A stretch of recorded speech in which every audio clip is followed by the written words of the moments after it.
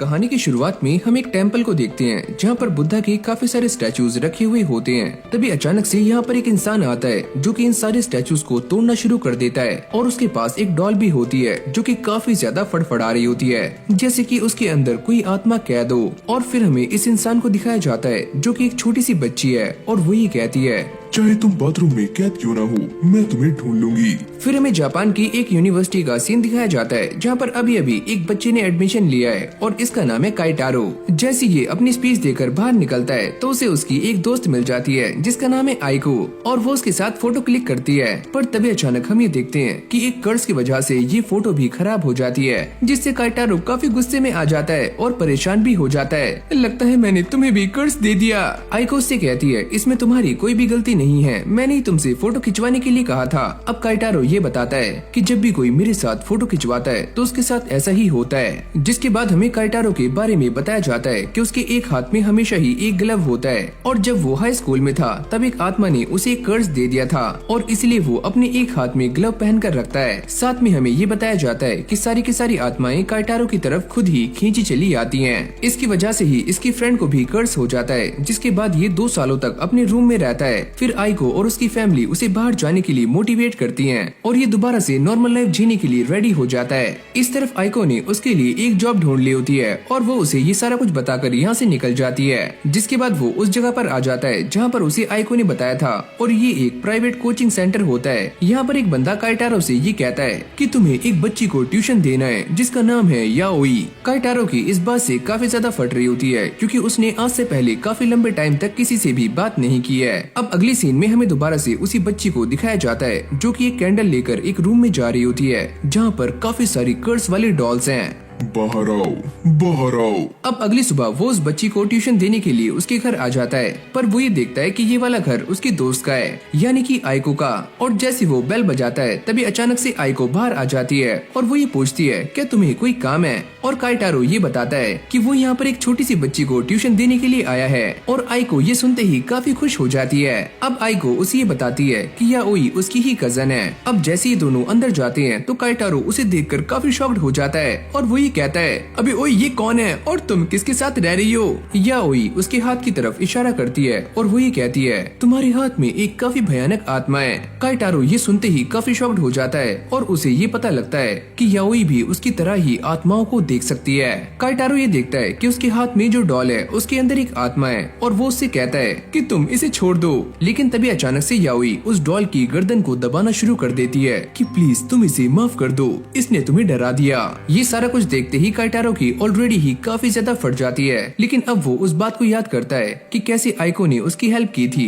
जिससे वो दोबारा से एक नॉर्मल लाइफ जी पा रहा है। और अब वो याओई से ये कहता है कि मैं तुम्हें पढ़ाने के लिए रेडी हूँ और आज से मैं तुम्हारा ट्यूटर हूँ। अब अगली सीन में ये दोनों उसे बैठाकर गाड़ी में कहीं लेकर जा रहे होते हैं और वो ये कहते हैं कि अब तुम आ चुके हो तो तुम भूत को काफी आराम से भगा सकते हो। पर काइटारो काफी गुस्से में ये कहता है, अरे ओए मुझे भूत भगाना नहीं आता, मैं कोई बंगाली बाबा थोड़ी हूँ। जिसके बाद ये एक टेलीफोन बूथ के सामने आ जाते हैं और आइको ये बताती है कि ये वाला टेलीफोन बूथ एकदम कर्स है और यहाँ पर काफी सारे लोगों ने एक लड़की को जान से मार दिया था जो कि अपने आशिकों से काफी महंगे महंगे गिफ्ट लिया करती थी और उन्होंने ही उसे यहाँ पर जान से मार दिया और तभी से ये टेलीफोन बूथ कर्स्ड है। आइको ये बताती है कि जो भी इसके अंदर जाने का ट्राई करता है या इस फोन पर बात करता है तो वो लड़की उसे जान से मार देती है। काइटारो की ये सारा कुछ सुनते ही काफी ज्यादा फट जाती है, पर तभी अचानक वो ये देखता है कि याओई इस टेलीफोन बूथ के अंदर चली जाती है और काइटारो उसे बाहर निकालता है, क्या तुम ठीक हो? पर मुझे तो यहाँ पर कोई भी भूत दिखाई नहीं दे रहा है। पर काइटारो अब भी उस भूत को सेंस कर पा रहा होता है जैसे कि वो आस पास ही हो। अब वो इसके अंदर जाकर एक कॉल लगाने का ट्राई करता है जिसके अंदर से उसे काफी अजीब सी आवाजें आ रही होती हैं। जल्दी करो, जल्दी करो। और तभी अचानक से ये पूरा का पूरा टेलीफोन बूथ खून से भरना शुरू हो जाता है। याओई काइटारो को बाहर निकालती है और इस टेलीफोन बूथ में अपनी डॉल को डाल देती है और ये भूत इस डॉल को काफी गंदी तरह से फाड़ देता है। जैसे ही काइटारो और आइको इसे देखते हैं तो उनकी बुरी तरह से फट जाती है और वो सारे यहाँ से भाग जाते हैं। अब अगले सीन में ये सारे दोबारा से घर पर आ जाते हैं जहाँ पर काइटारो याओई को पढ़ा रहा होता है और वो उससे ये पूछता है, क्या तुम सच में आत्माओं को देख सकती हो? और वो ये कहती है कि मैं उन्हें देख भी सकती हूँ और साथ में पकड़ भी सकती हूँ। आइको काइटारो को ये समझाती है कि कुछ साल पहले याओई के माता पिता की डेथ हो गई थी और तभी से वो उसके साथ रहती है और उसे भूतिया जगहों पर जाना इसलिए पसंद है ताकि वो दोबारा से अपनी मॉम और डैड की आत्मा को ढूंढ पाए। फिर हमें याओई का एक पास्ट दिखाया जाता है जहाँ पर वो अपने मॉम और डैड के साथ काफी मस्ती करते हुए जा रही होती है, पर तभी अचानक से उन सभी का एक्सीडेंट हो जाता है, पर याओई इसमें बच जाती है। अब उसका IQ पहले के मुकाबले काफी तेज हो चुका था, जिससे वो इंसानों के साथ साथ भूतों को भी देख पाती थी और वो ये देखती है कि एक बुरी आत्मा उसकी माँ की आत्मा को लेकर अपने साथ चली गई है, जिसके बाद से उसे अपने डैड की आत्मा तो दिखाई देती है पर कभी भी अपनी माँ की आत्मा दिखाई नहीं दी। आइको काइटारो को यही सारी बातें बता रही होती है कि यही वो रीजन है जिससे कि याओई बार बार भूतिया जगहों पर जाती है ताकि वो दोबारा से अपनी मॉम को ढूंढ पाए। अब यही से हमारा सीन चेंज हो जाता है जहाँ पर ये सारे दोबारा से उसी भूत के सामने आ जाते हैं, पर काइटारो की अब भी काफी ज्यादा फट रही होती है और उसको देखकर ऐसा लगता है कि उसने पैंट में पीली और गीली दोनों ही कर ली है। काइटारो के हाथ में एक मूर्ति भी होती है जो कि उसे इस इविल स्पिरिट से बचाने वाली है, पर तभी अचानक हम ये देखते हैं कि उसका ग्लव वाला हाथ उसे इस फोन बूथ के अंदर लेकर चला जाता है और उसकी काफी ज्यादा फट रही होती है जैसे कि अब वो मरने वाला है। अब ये स्पिरिट काइटारो का गला दबाना शुरू करती है जिससे उसके हाथों से बुद्धा का स्टैचू भी नीचे गिर जाता है और उसे ऐसा लगता है कि ये स्टैचू काम क्यों नहीं कर रहा है, लगता है मैं तो गया। याओई देखती है कि बुद्धा का स्टैचू काम कर रहा है पर ये स्पिरिट काफी ज्यादा खतरनाक है। अब अगले सीन में वो अपनी कमर के पीछे से 2 हथियार बाहर निकालती है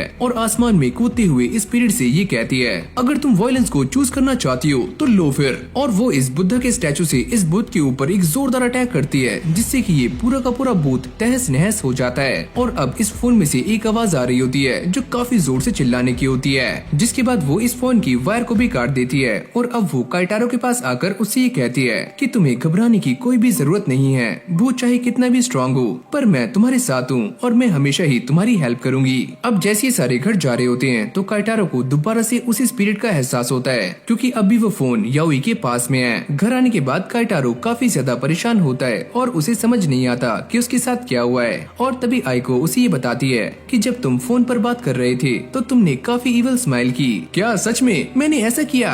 मैं जितना भी इन चीजों से भागने का ट्राई कर रहा हूँ मैं उतना ही इसमें फंसता जा रहा हूँ। और अब वो याओई से ये पूछता है क्या हमें वहाँ पर दोबारा से जाना होगा, पर वो ये कहती है कि हमें वहाँ पर दोबारा से नहीं जाना क्योंकि वहाँ पर अब कुछ भी नहीं बचा। फिर हम देखते हैं याओई के रूम में वही टेलीफोन वाली आत्माएं जिसे बाकी की आत्माएं काफी परेशान कर रही हैं और उसे टॉर्चर कर रही हैं। इस तरफ याओई काइटारो को ये बताती है क्या तुम इसके बारे में जानते हो, कोडोकू। और ये सुनते ही वो काफी हैरान हो जाता है, क्या कोडोकू या कुकड़ोकू। याओई उसे समझाती है कि इसका मतलब है कि काफी सारे जहरीले कीड़ों को एक साथ एक जार में रखना ताकि वो एक दूसरे को टॉर्चर करें और जान से मार दें और जो भी आगे बचेंगे वो किसी और को टॉर्चर करेंगे। काइटारो की पहले ही काफी फट चुकी है तो वो याओई से ये कहता है अगर तुम्हें किसी भी चीज की जरूरत हो तो तुम मुझे बता सकती हो। अब अगले सीन में काइटारो इसी बात को सोचते हुए जा रहा होता है कि उसे बड़ी मुश्किल से एक नॉर्मल लाइफ मिली है लेकिन अब भी वो दोबारा से इन्हीं चक्करों में फंस चुका है। और जैसे वो आइको के घर पहुंचता है तो याओई दरवाजा खोलती है और वो उसके हाथ में एक डॉल को देखकर काफी ज्यादा डर जाता है। जब ये सारे बैठकर बातें कर रहे होते हैं तो याओई उससे कहती है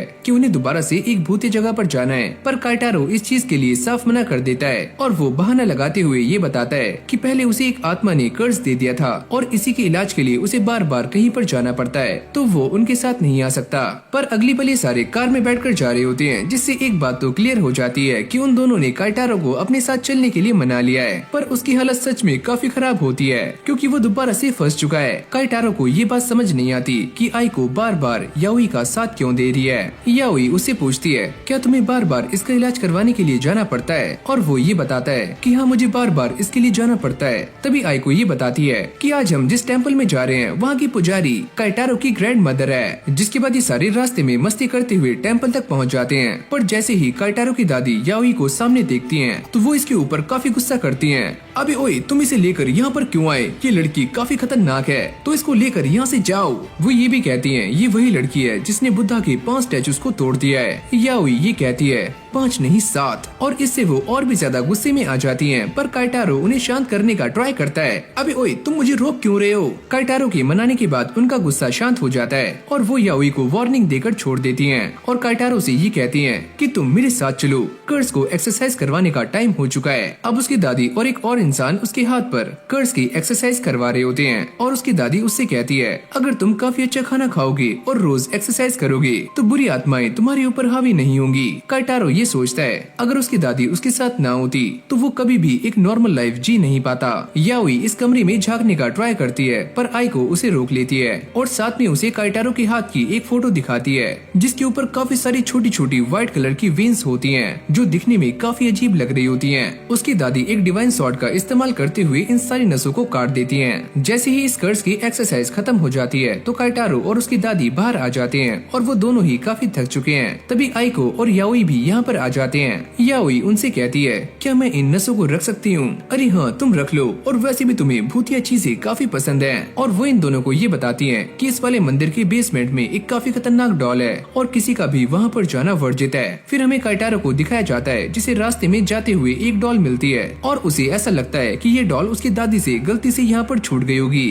तो वो इसे लेकर मंदिर के बेसमेंट में जा रहा होता है जहाँ पर जाना सभी के लिए मना है। काइटारो की दादी ये बताती है कि जो भी कोई बेसमेंट में जाता है तो वहाँ पर रखी हुई सारी डॉल्स उसकी बॉडी पर अपना कब्जा कर लेती हैं। काइटारो को रास्ते में एक डॉल मिल जाती है जिसने रेड कलर के कपड़े पहने होते हैं और वो उसे लेकर बेसमेंट की तरफ जा रहा होता है। इस तरफ काइटारो की दादी ये बताती है कि ये वाली डॉल्स काफी खतरनाक होती हैं और इसमें भी एक काफी खतरनाक डॉल और है जो कि एक जैपनीज डॉल है जिसने रेड कलर के कपड़े पहने हुए हैं। फिर हमें इस मंदिर के बेसमेंट का सीन दिखाया जाता है जहाँ पर काइटारो उसी डॉल के साथ बैठा हुआ होता है और उसके आसपास काफी सारी डॉल्स होती हैं जिनकी लाल आंखें चमक रही होती हैं, यानी कि काइटारो उसके कब्जे में आ चुका है। और तभी अचानक से इस डॉल के सारे बाल काइटारो के मुंह में घुसने शुरू हो जाते हैं और उसे होश आ जाता है। वो इन्हें बाहर निकालने का ट्राई करता है पर उससे कुछ भी नहीं होता। काइटारो अभी बेहोश होने ही वाला होता है तभी याओई यहाँ पर आ जाती है और वो अपनी डिवाइन सॉर्ड का इस्तेमाल करके इस डॉल के बालों को काट देती है और उससे ये कहती है कि तुम्हें इंसानों को कब्जे में करने की परमिशन किसने दी। वो इसके सर को धड़ से उड़ाते हुए सारी डॉल्स को ये वार्निंग देती है, अगर तुमने दोबारा से किसी इंसान पर अपना कब्जा जमाया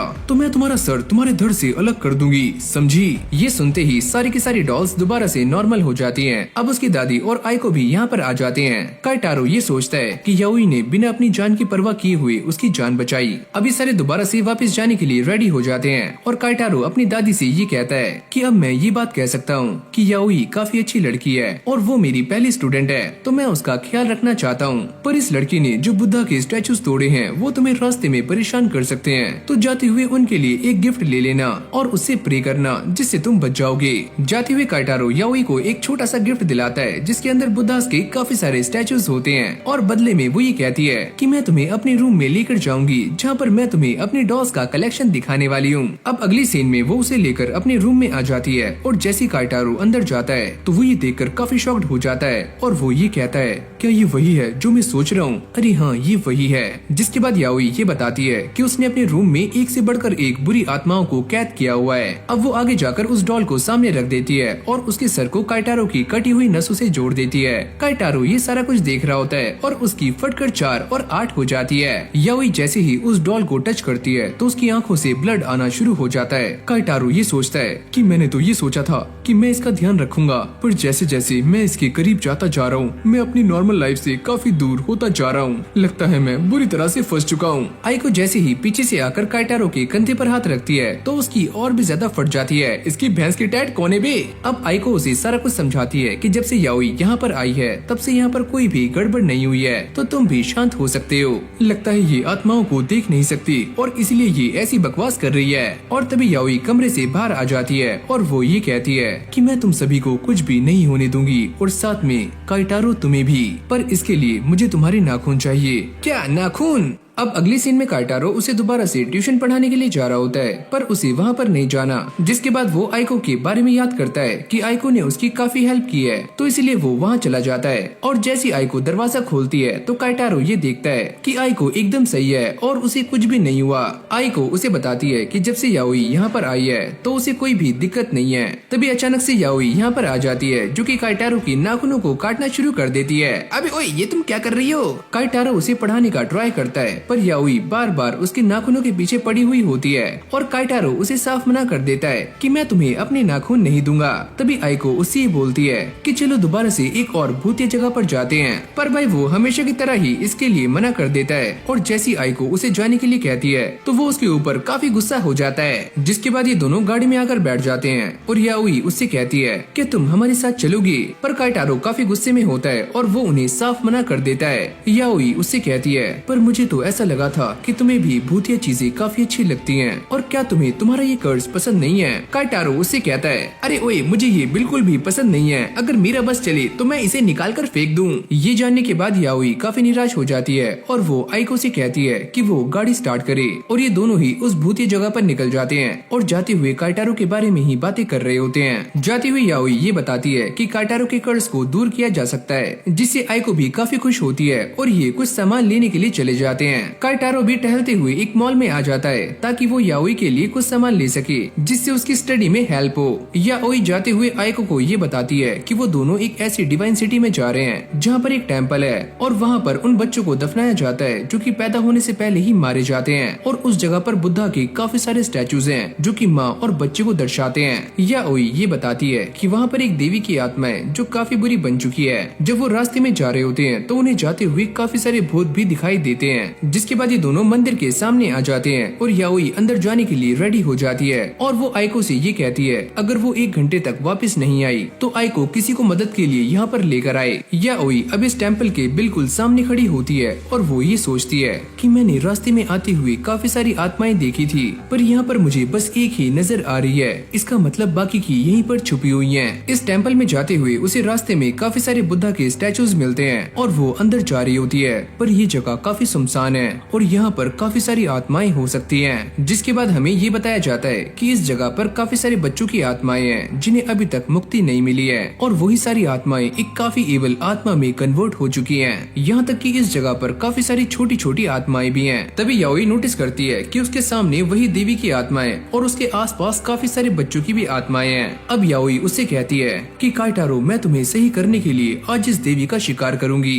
लेकिन तभी ये आत्मा उसके ऊपर अटैक कर देती है और उसके पीछे बुद्धा का एक स्टैचू आ जाता है। ये सारे के सारे बच्चे इस स्टैचू को याओई के ऊपर गिरा देते हैं। इस तरफ आइको याओई का इंतजार कर रही है और याओई इन सारी स्पिरिट से बचकर जंगल में आ जाती है क्योंकि ये सारी स्पिरिट्स काफी खतरनाक हैं। लेकिन याओई पहले ही इंजर्ड हो चुकी है, जिसके बाद वो पेपर डॉल्स को बाहर निकालती है और उसके ऊपर अपने बालों को बांध देती है। फिर हमें ये बताया जाता है कि जब भी ऐसा किया जाता है तो सामने वाली पेपर डॉल्स आपकी डुप्लीकेट बन जाती हैं, यानी कि आपके इशारों पर काम करती हैं। तभी अचानक से एक बच्चे की आत्मा यहाँ पर आ जाती है और याओई उससे कहती है तुम एकदम सही टाइम पर आए हो, मैं बस तुम्हारा ही इंतजार कर रही थी। अब 1 घंटे से काफी ऊपर टाइम हो चुका है तो आइको हेल्प लेने के लिए काइटारो के पास आ जाती है, लेकिन वो उसके साथ जाने से साफ इनकार कर देता है। लेकिन जैसी आइको उसे बताती है कि याओई ये सारा कुछ उसी के लिए कर रही है तो काइटारो उसके साथ जाने के लिए मान जाता है। इस तरफ याओई उस देवी के भूत से भागने का ट्राई कर रही होती है, लेकिन वो भागते भागते नीचे गिर जाती है।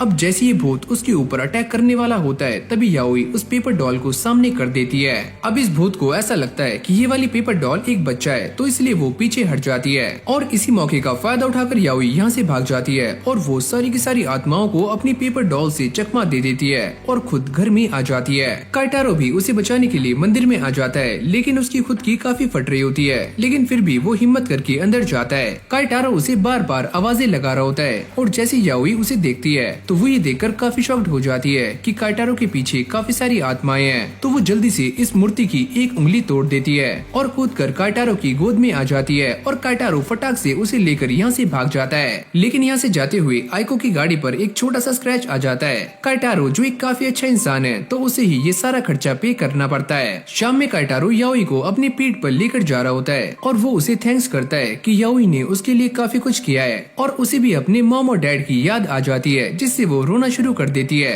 और बाद में वो ये कहती है अगर किसी ने भी मेरे दोस्तों पर उंगली उठाई तो मैं उन्हें छोड़ने वाली नहीं हूँ। और वो काइटारो से ये कहती है कि वो उसका एक काफी अच्छा दोस्त है और वो उसे घर चलकर सारा कुछ बताने वाली है। अगली सीन में ये सारे घर आ जाते हैं जहाँ पर काइटारो याओई को लेकर उसके कमरे में जा रहा होता है और याओई उसे बताती है कि अगर हम ह्यूमंस डॉल में इंसानों की कोई चीज डाल दें तो इंसानों के ऊपर होने वाली सारी मुसीबतें उस डॉल के ऊपर आती हैं। याओई जैसे ही अपने कमरे का दरवाजा खोलती है तो यहाँ पर काफी सारी डॉल्स ऐसी होती हैं जो कि बुरी तरह से टूटी हुई हैं। यहाँ तक कि वो ये भी कहती है कि उसके ऊपर जो भी हमले होते हैं वो सारे के सारे हमले यहाँ पर रखी हुई डॉल्स के ऊपर आते हैं और यहाँ पर जो भी डॉल्स हैं उसके अंदर याओई का कोई न कोई पार्ट है, जैसे कि बाल और नाखून। और लास्ट में वो ये कहती है कि ऐसा करके ही उसने सभी को प्रोटेक्ट किया हुआ है। ये सुनते ही काइटारो काफी शॉक्ड हो जाता है कि सच में ये बच्ची काफी दूर की सोचती है। याओई यहाँ पर रखी हुई सारी डॉल्स को ये बताती है कि आज जो कुछ भी हुआ वो सारा कुछ इस फिंगर ने किया है और इसके अंदर मेरा कोई भी पार्ट नहीं है,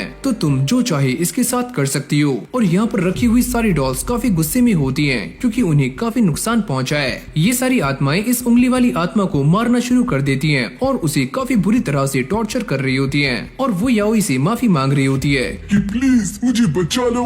काइटारो ये सारा कुछ देखकर काफी हैरान हो रहा होता है और उसे ये समझ आ जाता है कि याओई किस तरह से आत्माओं को कंट्रोल करती है। काइटारो उससे पूछता है कि वो ये सारा कुछ क्यों कर रही है, उसके पास इतनी सारी आत्माएं क्यों हैं। याओई उसे बताती है कि जिस आत्मा ने उसकी माँ की आत्मा को कैद किया हुआ है वो वाली आत्मा काफी स्ट्रॉन्ग है और उससे लड़ने के लिए ही याओई को काफी सारी आत्माएं चाहिए जो काफी स्ट्रॉन्ग हो। याओई कहती है अगर उसके पैर में चोट नहीं लगी होती तो वो पूरी की पूरी मूर्ति को ही उठाकर लाने वाली थी, जिससे काइटारो का कर्ज काफी जल्दी दूर हो सकता था। काइटारो ये कहता है अगर इससे मेरा कर्ज दूर हो सकता है तो पक्का उस लड़की का भी हो सकता है जिसे मेरी वजह से कर्ज लगा था। और हाँ, वो लड़की कोई और नहीं है, उसका नाम है आइको। फिर हमें एक पास्ट का सीन दिखाया जाता है जहाँ पर आइको ने याओई को अपने हाथ का ग्लव उतार कर दिखाया था और याओई ये देखकर काफी शॉक्ड हो जाती है कि उसके हाथ में भी सेम वैसा ही कर्ज होता है जैसे कि काइटारो के हाथ में है। अब प्रेजेंट में हम ये देखते हैं कि याओई काइटारो को ये समझा रही होती है कि जिस आत्मा ने उन दोनों को ये कर्ज दिया है अगर वो उसे ही खत्म कर दें तो ये कर्ज खत्म किया जा सकता है। काइटारो ये सुनने के बाद थोड़ा सा हैरान हो जाता है, जिसके बाद वो आइको के बारे में सोचता है कि वो ऐसा करके आइको को फ्री कर सकता है। जिसके बाद वो याओई से ये कहता है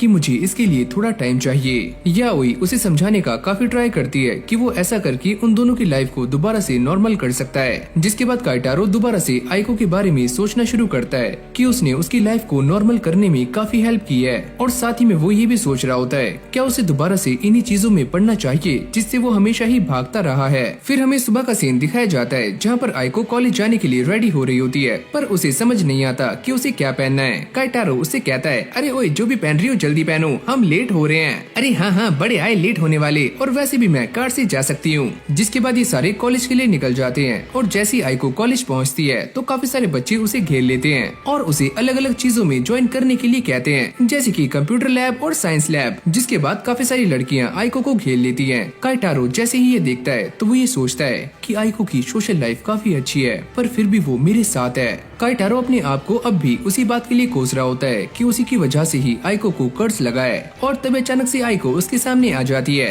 और वो ये कहती है क्या तुम भी मेरे साथ ज्वाइन करना चाहते हो, पर तुम ऐसा क्यों कर रही हो, ताकि तुम मेरे साथ पढ़ सको और मैं तुम्हारे साथ एक ही क्लास में पढ़ना चाहती हूँ। अभी दोनों बैठकर बातें कर रहे होते हैं जहाँ पर आइको उससे कहती है कि काइटारो को एक भूतिया कोर्स को ज्वाइन करना चाहिए, पर काइटारो इस चीज के लिए मना कर रहा होता है और साथ में वो ये सोचता है कि आइको को भूतिया चीजें हमेशा से ही काफी अच्छी लगती हैं, पर उसकी वजह से ही वो इन चीजों से दूर है। लेकिन भाई आइको इमोशनल ड्रामा करना शुरू कर देती है, जिसके बाद काइटारो उसकी बात मान जाता है। अब अगली सीन में हम ये देखते हैं कि ये सारे भूत वाली क्लासरूम में आ जाते हैं जहाँ पर टीचर उन सभी को पहले ही वार्न कर देते हैं कि ये वाली कहानी काफी भूतिया होने वाली है और हाँ ये एक सच्ची घटना है, तो अपने कान और आंखें खोलकर सुनना और साथ में दिलों को संभाल लो। यहाँ पर वो इन सभी को एक कैसेट के बारे में बताते हैं जिसका नाम है सुशाई और इसमें एक बच्चे ने अपने आप को आग लगाकर जान से मार लिया था। साथ में वो ये कहते हैं कि जो भी इस वीडियो को देखता है वो भी अपने साथ रियल लाइफ में कुछ ऐसा ही करता है। ये सुनते ही काइटारो की और भी ज्यादा फट जाती है, लगता है मैं दोबारा से मरने वाला हूँ। अब अगली पल ये वीडियो स्टार्ट हो जाती है जहाँ पर एक लड़का सामने बैठा होता है और उसके आसपास काफी सारी परछाइयां भी होती हैं जो कि यहाँ पर केरोसिन को फैलाने में उसकी हेल्प कर रही होती हैं। पर जैसे ये लड़का दोबारा से अपनी चेयर पर बैठता है तो वो दिखने में काइटारो की तरह लग रहा होता है। काइटारो उसे देखकर काफी शॉक्ड हो जाता है और साथ में आइको भी, और अगली पल वो अपने आप को आग लगा लेता है और तभी ये वीडियो एंड हो जाती है, यानी कि फिल्म की समाप्ति। टीचर भी इस वीडियो को देखने के बाद काफी शॉक्ड हो जाता है और वो ये कहता है जब मैंने पहले इस वीडियो को देखा था तो इसमें कुछ ऐसा नहीं था, और ये बोलते ही वो यहाँ से भाग जाता है। मैं जा रहा हूँ बंगाली बाबा को बुलाने के लिए। अब देखते ही देखते पूरी क्लास खाली हो जाती है और यहाँ पर बस यही 3 बच्चे बचते हैं और तभी याओई देखती है कि उसके पास जो डॉल है वो अपने आप ही जलनी शुरू हो गई है और याओई उन सभी को ये बताती है कि इस डॉल के अंदर हमारी नाखून है, अगर ऐसा नहीं होता तो अभी तक हम सारे मारे जाते। जिसके बाद याओई इस टेप के ऊपर नमक डाल देती है और इसके अंदर से खून निकलना शुरू हो जाता है। साथ में वो ये बताती है कि ये वाली आत्मा मेरी आत्मा से काफी स्ट्रॉन्ग है और इसीलिए वो जल गई। जिसके बाद वो इस कैसेट वाली आत्मा को एक बॉक्स में रख देती है और उसके सामने वही वीडियो प्ले कर देती है, जिससे ये वाला कर्स इसी आत्मा को लग जाए, यानी कि नहले पे दहला। पर जैसे ही याओई इस वीडियो को चालू करती है तो काइटारो का हाथ जलना शुरू हो जाता है और वो उसे काफी जल्दी बुझाता है, लेकिन उसकी फटकचार हो जाती है और उसे समझ नहीं आता कि उसके साथ क्या हो रहा है। अब ये सारे यहाँ से भागने के बारे में सोचते हैं, पर ये कार और ट्रेन से भी जा नहीं सकते क्योंकि वहाँ पर भी सभी की जानों को काफी खतरा है और ये कर्स काइटारो के ऊपर लग चुका है, तो उसके साथ साथ बाकी लोग भी जल सकते हैं। तो वो इन दोनों से कहता है कि तुम दोनों यहाँ से जाओ, ये सारा कुछ मैं खुद ही हैंडल कर लूंगा। काइटारो इस टाइम काफी परेशान हो रहा होता है, तभी आइको उसके पास जाकर बैठ जाती है और उसे वो वक्त याद दिलाती है जब काइटारो ने उसकी हेल्प की थी और उसे एक एक्सीडेंट में बचाया था। काइटारो भी उन सारी बातों को याद करता है कि कैसे आइको ने हमेशा ही उसका साथ दिया है और ये सारी बातें याद करते ही उसकी आंखों में आंसू आ जाते हैं और वो इनके साथ चलने के लिए मान जाता है। जिसके बाद ये सारे कार में बैठ जाते हैं और काइटारो को पूरी तरह से नंगा कर दिया जाता है, बस उसके हाथ में एक कपड़ा बंधा हुआ होता है ताकि ये वाला घोस्ट काइटारो को जला ना पाए और अगर गलती से उसके हाथ में आग लगती है तो इसे आसानी से बुझाया जा सके।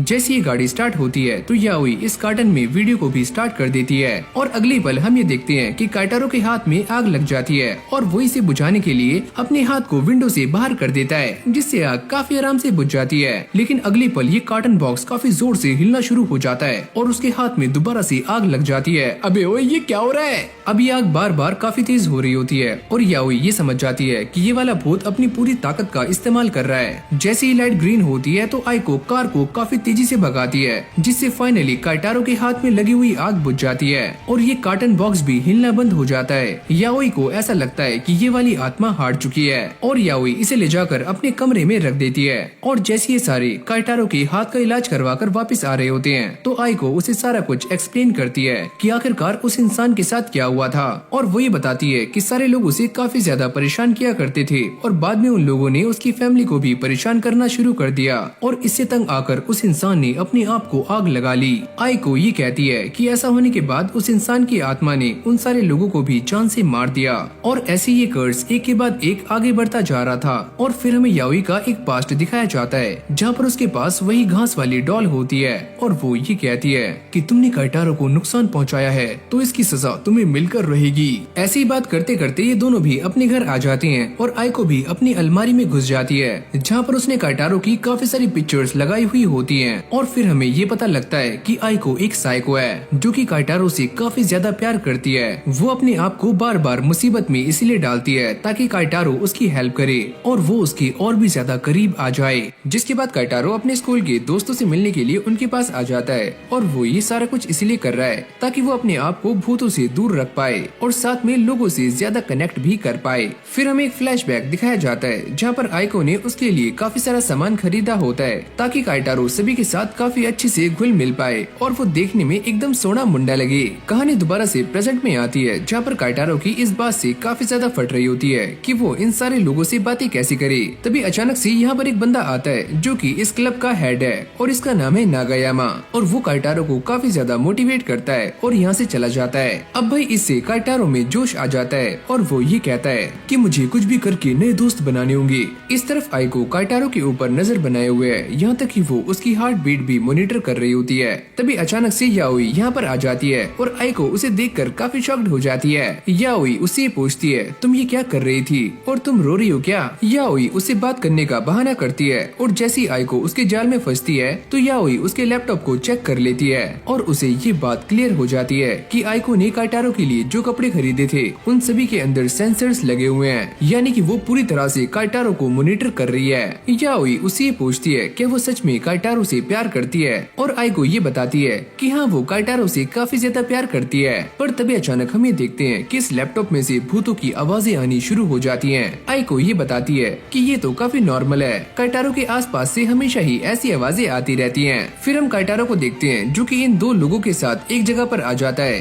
और वो इनसे दोस्ती करने का ट्राई कर रहा होता है। काइटारो उनसे कहता है वैसे मेरा नाम है काइटारो और मैं लिटरेचर डिपार्टमेंट से हूँ, तुम दोनों कहाँ से हो और तुम्हारे नाम क्या क्या हैं? ये दोनों भी अपने बारे में थोड़ा सा बताते हैं, जिसके बाद ये दोनों दोनों भी चुप हो जाते हैं। काइटारो को समझ नहीं आता कि अब वो आगे इनसे क्या बात करे। यहाँ पर ये दोनों बैठे हुए काइटारो को मॉनिटर कर रहे होते हैं और साथ में उसका काफी गंदा मजाक भी बनाते हैं। आइको ये बताती है जब भी हम किसी से बातें करते हैं तो हमें उनसे बार बार सवाल करने चाहिए ताकि कॉन्वर्सेशन जारी रहे। जिसके बाद वही बंदा काइटारो के पास दोबारा से आ जाता है, यानी कि इस क्लब का प्रेसिडेंट जिसका नाम है नागायामा, और वो काइटारो से कहता है कि वो इस पार्टी को खत्म करने के बाद उसके साथ चले उसके घर पर। अगली सीन में हम ये देखते हैं कि काइटारो उसके साथ जाने के लिए मान जाता है और यहाँ पर काफी सारे लोग और भी होते हैं और नागायामा उन सभी को लेकर अपने घर की तरफ जा रहा होता है और रास्ते में उन्हें काफी सारी चीजें बताता है। पर तभी काइटारो को यहाँ पर किसी भूत के होने का एहसास होता है और वो ये बात नागायामा से कहता है और नागायामा ये सुनते ही काफी इवल स्माइल करता है और काइटारो को एक स्टोरी सुनाता है।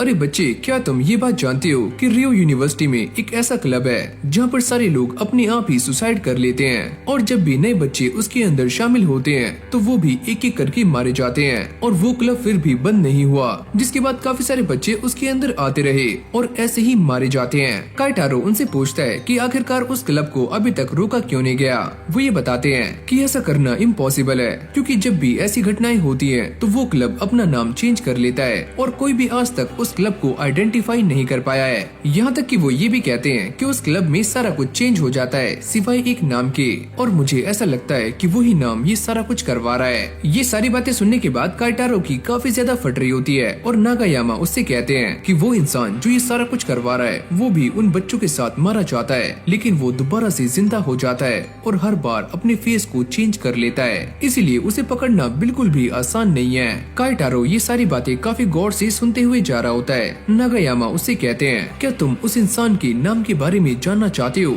वैसे उसका नाम है नागायामा। अगली पल काइटारो बेहोश हो जाता है क्योंकि नागायामा ने उसके पानी में एक दवाई मिलाई हुई थी। इस तरफ याओई और आइको भी ये सारा कुछ देख रहे होते हैं। याओई आइको से कहती है कि इससे पहले ज्यादा देर हो जाए हमें काइटारो की हेल्प करनी होगी। अब ये दोनों भी उसकी हेल्प करने के लिए निकल जाते हैं और जैसे ही काइटारो की आंखें खुलती हैं वो ये देखता है कि उसके गले में फांसी का फंदा लगा हुआ है, यहाँ तक कि उसका मुंह भी बंद है और उसके आसपास काफी सारे लोग हैं जिनके गलों में भी फांसी के फंदे हैं। ये दोनों भी काइटारो को बचाने के लिए फुर्ती से जा रहे होते हैं। याओई ये चेक करती है कि टी डिपार्टमेंट कहाँ पर है, पर वो ये देखकर काफी शॉक्ड हो जाती है कि इस जगह पर पहले ही 133 लोग मारे जा चुके हैं। पर याओई को ये बात समझ नहीं आती कि वहाँ पर एक आत्मा है जो कि काफी सारे बच्चों को जान से मार रही है, पर वो आत्मा टी डिपार्टमेंट में ही क्यों है। अब आइको उसे सारा कुछ एक्सप्लेन करती है कि टी डिपार्टमेंट रियो यूनिवर्सिटी से काफी पास में है और वहाँ पर हर साल नए बच्चे आते हैं तो वो आत्मा ज्यादा बच्चों को जान से मार पाती है और उस आत्मा का नाम है नागायामा। कुछ टाइम के बाद ये दोनों भी वहाँ पहुँच जाते हैं, पर जैसे ये दोनों अंदर जाते हैं तो उनके सामने नागायामा खड़ा होता है जिसने काइटारो को फांसी के फंदे पर लटकाया होता है और वो याओई को हाथ से उठा लेता है। पर तभी याओई उसके मुंह में वाइन की बोतल घुसा देती है जिससे नागायामा को काफी गुस्सा आ जाता है। अब वो इन सभी को जलाने का ट्राई करता है पर याओई उसके लाइटर को दूर फेंक देती है और याओई उससे कहती है कि तुम्हारे अंदर से भूत दूर हो चुका है पर अब भी तुम इन सभी को जान से मारना चाहती हो, तो ऐसा क्यों? अगली पल वो इस बंदे के ऊपर वाइन की बोतल से अटैक करती है जिससे ये बंदा एक ही बार में बेहोश हो जाता है। फिर हमें इस बंदे के बारे में बताया जाता है जिसका असली नाम है माकीडा और इसका नाम नागायामा नहीं है। नागायामा उस आत्मा का नाम है जो कुछ टाइम पहले इसके अंदर थी पर अब वो बाहर आ चुकी है। याओई इस बंदे को बांध देती है और वो ये कहती है कि तुम्हें ये हक किसने दिया कि तुम इन सारे लोगों को जान से मार दो। जिसके बाद ये सारे के सारे लोगों को नीचे उतार देते हैं और यहाँ से भागने का ट्राई करते हैं इससे पहले यहाँ पर पुलिस आ जाए। पर काइटारो को ये बात समझ नहीं आती कि वो भूत सभी को मारने के लिए फांसी के फंदे का ही इस्तेमाल क्यों कर रहा था। अब ये आत्मा दोबारा से इस बंदे की बॉडी में आ जाती है और खुद को जान से मार लेती है। इस तरफ काइटारो को दोबारा से भूत के होने का एहसास होता है जैसे कि उसके आसपास एक काफी खतरनाक भूत हो। अब याओई उसे बताती है कि वो इंसान मारा जा चुका है जिससे उसकी आत्मा को नागायामा की आत्मा ने खा लिया है और इससे ही वो स्ट्रॉन्ग होती जा रही है। जिसके बाद याओई काइटारो के मन का शक दूर करती है कि वो आत्मा सभी को मारने के लिए फांसी के फंदे का ही इस्तेमाल क्यों कर रही थी, कि ऐसा करने से मरने वाले इंसान की आत्मा और नागायामा की आत्मा दोनों ही एक लेवल पर आ जाती हैं, जिससे उस आत्मा को खाना काफी आसान हो जाता है। फिर हम याओई के हाथ में एक छोटी सी डॉल को देखते हैं जिसमें उसने नागायामा की आत्मा को कैद कर लिया है। फिर हमें ये बताया जाता है कि इसी दिन के बाद से यहाँ पर सुसाइड्स होनी बंद हो गई। जब ये सारे वापस से जा रहे होते हैं तो काइटारो काफी ज्यादा परेशान होता है और वो ये कहता है कि मैं इस बार भी नए दोस्त बना नहीं पाया और मुझे ऐसा लगता है कि मैं पिछले साल से भी इन चीजों में कुछ ज्यादा ही पढ़ रहा हूँ, जिससे मेरी लाइफ की वाट लग चुकी है। याओई उसे समझाते हुए ये कहती है कि तुम भूतों की तरफ नहीं जाते बल्कि भूत तुम्हारी तरफ अट्रैक्ट होते हैं, तो तुम्हें उनसे फाइट करना सीखना चाहिए। आइको ये कहती है ये हुई ना बात, हाँ वो सब तो सही है पर तुम्हें मेरी लोकेशन के बारे में पता कैसे लगा। याओई उससे कहती है क्या तुम नहीं जानते कि लड़कियों में 6 सेंसेस होते हैं और उसी से हमने पता लगा लिया। जिसके बाद ये सारे कैंपिंग करने के लिए बाहर आ जाते हैं और काइटारो को ऐसा लगता है कि ये दोनों उसे यहाँ पर इसीलिए लेकर आए हैं ताकि वो पुराने इंसिडेंट को भूल पाए। आइको से कहती है कि याओई काफी लंबे टाइम से उसके साथ है पर कभी भी याओई ने उसे बाहर जाने के लिए फोर्स नहीं किया, पर अब तुम आ चुके हो तो हम सारे बाहर जा सकते हैं। और अब ये दोनों मिलकर काइटारो का मजाक बना रहे होते हैं और उसे छेड़ना शुरू करते हैं। जिसके बाद काइटारो और याओई फिश पकड़ने के लिए आ जाते हैं पर उन दोनों के हाथों में कोई भी फिश नहीं लगती।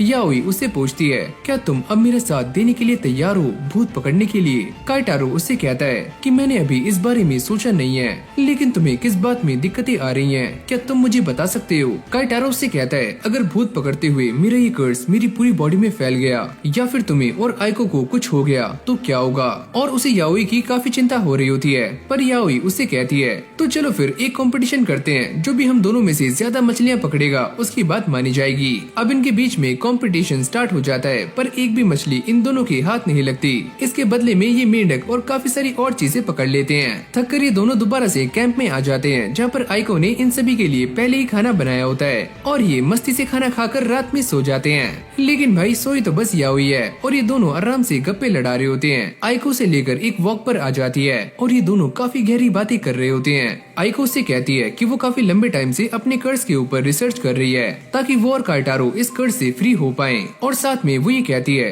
कि मैं भूतिया जगहों पर इसलिए जाती हूँ ताकि मैं इस कर्ज को दूर कर पाऊँ। ये सुनते ही काइटारो काफी शॉक्ड हो जाता है और अगली पल आइको उसके सामने अपने प्यार का इजहार कर देती है कि मुझे एक और चीज काफी अच्छी लगती है और वो हो तुम। पर अगर मैं किसी ऐसी जगह पर जाना चाहता हूँ जहाँ पर काफी सारे भूत हो, क्या तुम मुझे जाने दोगी। बस मुझे तुम्हारा एक प्रॉमिस चाहिए, अगर तुम कहीं भी जाती हो तो तुम्हें मुझे साथ लेकर जाना होगा। काइटारो ये सोचता है चाहे कुछ भी हो जाए पर मुझे हम दोनों का ये कर्ज दूर करना होगा और इसके लिए वो आइको से प्रॉमिस कर लेता है। जिसके बाद ये दोनों वापस जा रहे होते हैं, लेकिन तभी अचानक आइको को इस पुल के ऊपर एक आत्मा दिखती है जो कि इस पुल से नीचे कूद रही है। आइको उसे देखकर काफी शॉक्ड हो जाती है और डर भी जाती है। वो काइटारो से ये पूछती है क्या तुम्हें भी वहाँ कुछ दिखा, पर काइटारो को वहाँ पर कुछ भी नजर नहीं आता और वो इस चीज के लिए साफ मना कर देता है। जैसे ये दोनों अपने कैंप में आकर सो रहे होते हैं तभी अचानक से वही पुल वाला भूत यहाँ पर आ जाता है और काइटारो बाहर देखता है तो आइको उसी पुल की तरफ जा रही होती है जैसे उसे किसी ने अपने कब्जे में किया हुआ है। काइटारो उसे जाकर पकड़ लेता है और याओई की भी आंख खुल जाती है। अब ये दोनों आइको के पास बैठे होते हैं और याओई ये बताती है कि इसके ऊपर एक ऐसे भूत ने कब्जा कर लिया है जो कि इसे अपने इशारों पर चला रहा है और उसे एक बिना दिमाग वाली डॉल में कैद करना काफी मुश्किल है। काइटारो उसे सारी बातें एक्सप्लेन करता है कि आइको ने उसे उस पुल के बारे में बताया था। जिसके बाद वो उसे लेकर उसी पुल पर आ जाता है और याओई पीछे खड़ी हुई ये सारा कुछ देख रही होती है ताकि वो सही मौके पर अटैक कर पाए। काइटारो कॉल पर याओई को ये बताता है कि उसे सामने पुल पर एक भूत दिखाई दे रहा है और वो ये कहती है कि हाँ उसे मैं भी देख सकती हूँ। जिसके बाद हमें इन सब का प्लान बताया जाता है कि कैसे वो इस भूत को पकड़ने वाले हैं जिससे आइको दोबारा से आजाद हो जाएगी। ये सारे ऐसा ही करने का ट्राई करते हैं पर इससे भी कोई फर्क नहीं पड़ता और अब भी आइको इस पुल से नीचे कूदने के लिए जा रही होती है। काइटारो उसे रोकने का ट्राई करता है पर तभी अचानक से यहाँ पर काफी सारे भूत आ जाते हैं जो कि याओई की डॉल को खींचना शुरू कर देते हैं, यानी कि उसे फाड़ने का ट्राई कर रहे होते हैं। अचानक से ये सारे भूत काइटारो पर अटैक कर देते हैं जिससे वो आइको के साथ नीचे गिर जाता है पर उसकी कमर पर रस्सी बंधी हुई होती है जिससे वो बच जाते हैं। याओई भी इस बात को समझ जाती है कि इन सारे भूतों ने आइको का सहारा लेकर काइटारो पर अटैक किया और वो पहले से ही काइटारो को मारना चाहते थे। अब ये सारे भूत मिलकर इस डॉल के अंदर से आत्मा को बाहर निकालने की कोशिश कर रहे होते हैं, लेकिन तभी याओई उन सभी के ऊपर नमक फेंक देती है जिससे वो सारे पीछे हट जाते हैं पर एक भूत इसमें ट्रैप हो जाता है। याओई उससे कहती है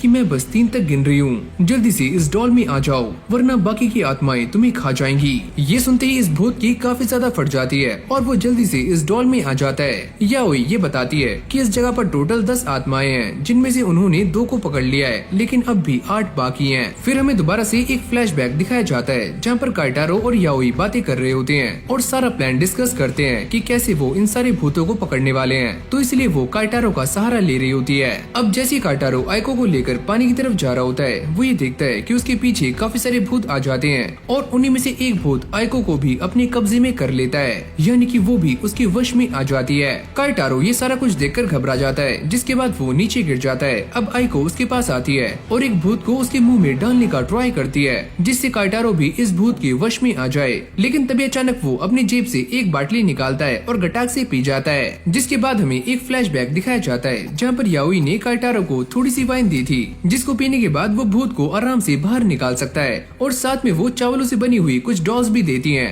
अगर वो इसे पीने के बाद इस डॉल के ऊपर थूकता है तो वो भूत इसके अंदर कैद हो जाएगा और यही इन सब का प्लान होता है। अब ऐसे ये दोनों अपने प्लान को एग्जीक्यूट करते हैं। याओई ने भी काफी सारे भूतों को पकड़ लिया है और वो ये बताती है कि जो भूत उसने टेम्पल में पकड़ा था उसने एक भूत को खा लिया है। जिसके बाद याओई अपने पास से कुछ स्क्रू ड्राइवर्स निकालती है और सीधा इन डॉल्स में घुसा देती है और सामने भूतों को ये वार्न करती है, अगर तुम भी अपनी सलामती चाहते हो तो जल्दी से इन डॉल्स में आ जाओ, वरना तुम्हारे साथ काफी बुरा हो सकता है। ये सुनते ही सारे भूतों की भी फट जाती है और वो जल्दी से इन डॉल्स में आ जाते हैं। याओई उनसे पूछती है कि जल्दी से तुम मुझे बताओ कि तुम में से किसने आइको को अपने कब्जे में किया हुआ है। पर ये भूत कुछ भी नहीं बोलते। जिसके बाद वो एक कटर निकालती है और सीधा एक डॉल में घुसा देती है। अब ये सारे डॉल्स आपस में लड़ना शुरू कर देती हैं ताकि उसका पता लगाया जा सके कि कौन से भूत ने आइको को कब्जे में किया हुआ है। तुम मुझे इसकी बॉडी से बाहर निकालने की काफी कोशिश कर रही हो, पर मैं तुम्हें जान से मार दूंगी मैं तुम्हें। याओई उससे कहती है,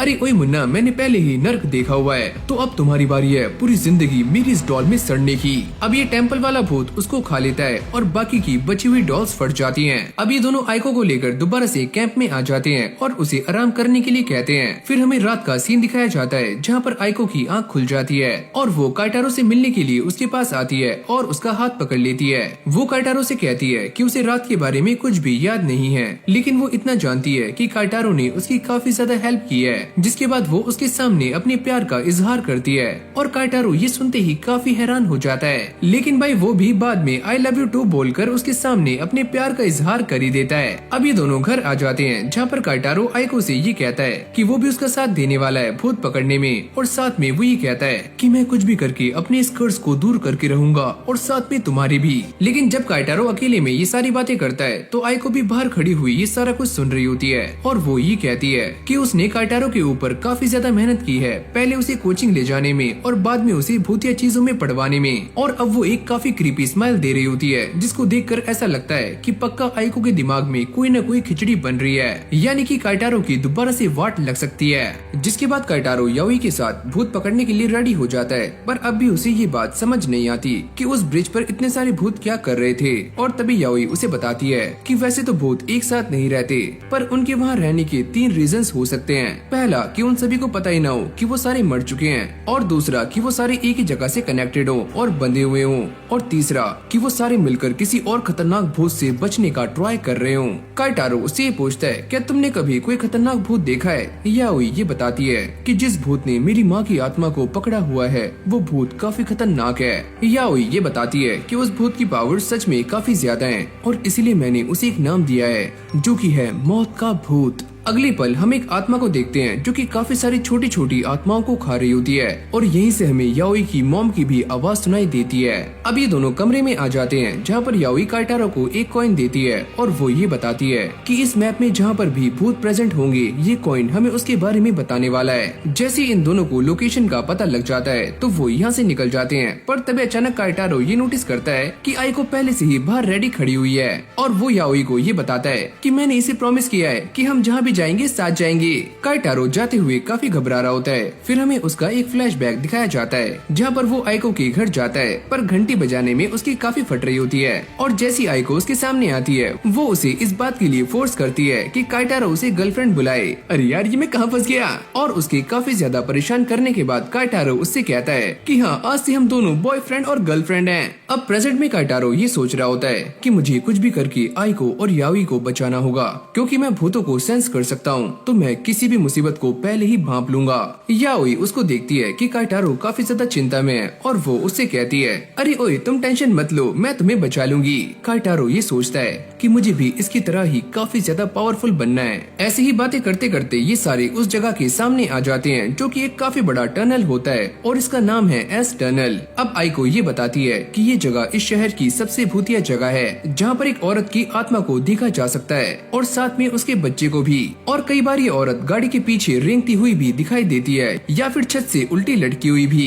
और हाँ, अगर कोई यहाँ से पैदल जाने का ट्राई करता है तो ये भूत उसका हाथ भी पकड़ लेती है। ये सारी बातें सुनने के बाद काइटारो की काफी ज्यादा फटनी शुरू हो जाती है, पर ये दोनों ही आगे जाने के लिए काफी ज्यादा एक्साइटेड होती हैं। यहाँ तक कि आइको अपने साथ एक कैमरा लेकर भी आती है। जैसे ही काइटारो आगे जाता है तो उसे इस टनल की दीवार पर कुछ महसूस होता है, पर जब वो उसे टच करके देखता है तो उसे समझ नहीं आता कि ये क्या चीज है। तभी आइको पीछे से आकर उसके हाथ को होल्ड कर लेती है, जिससे काइटारो काफी खुश हो जाता है। पर जैसे वो पीछे देखता है तो यहाँ पर आइको नहीं होती, वो उससे काफी दूर खड़ी हुई होती है। तो ये देखकर उसकी और भी ज्यादा पीली गीली हो जाती है। इसकी भैंस की टैट, ये कौन है?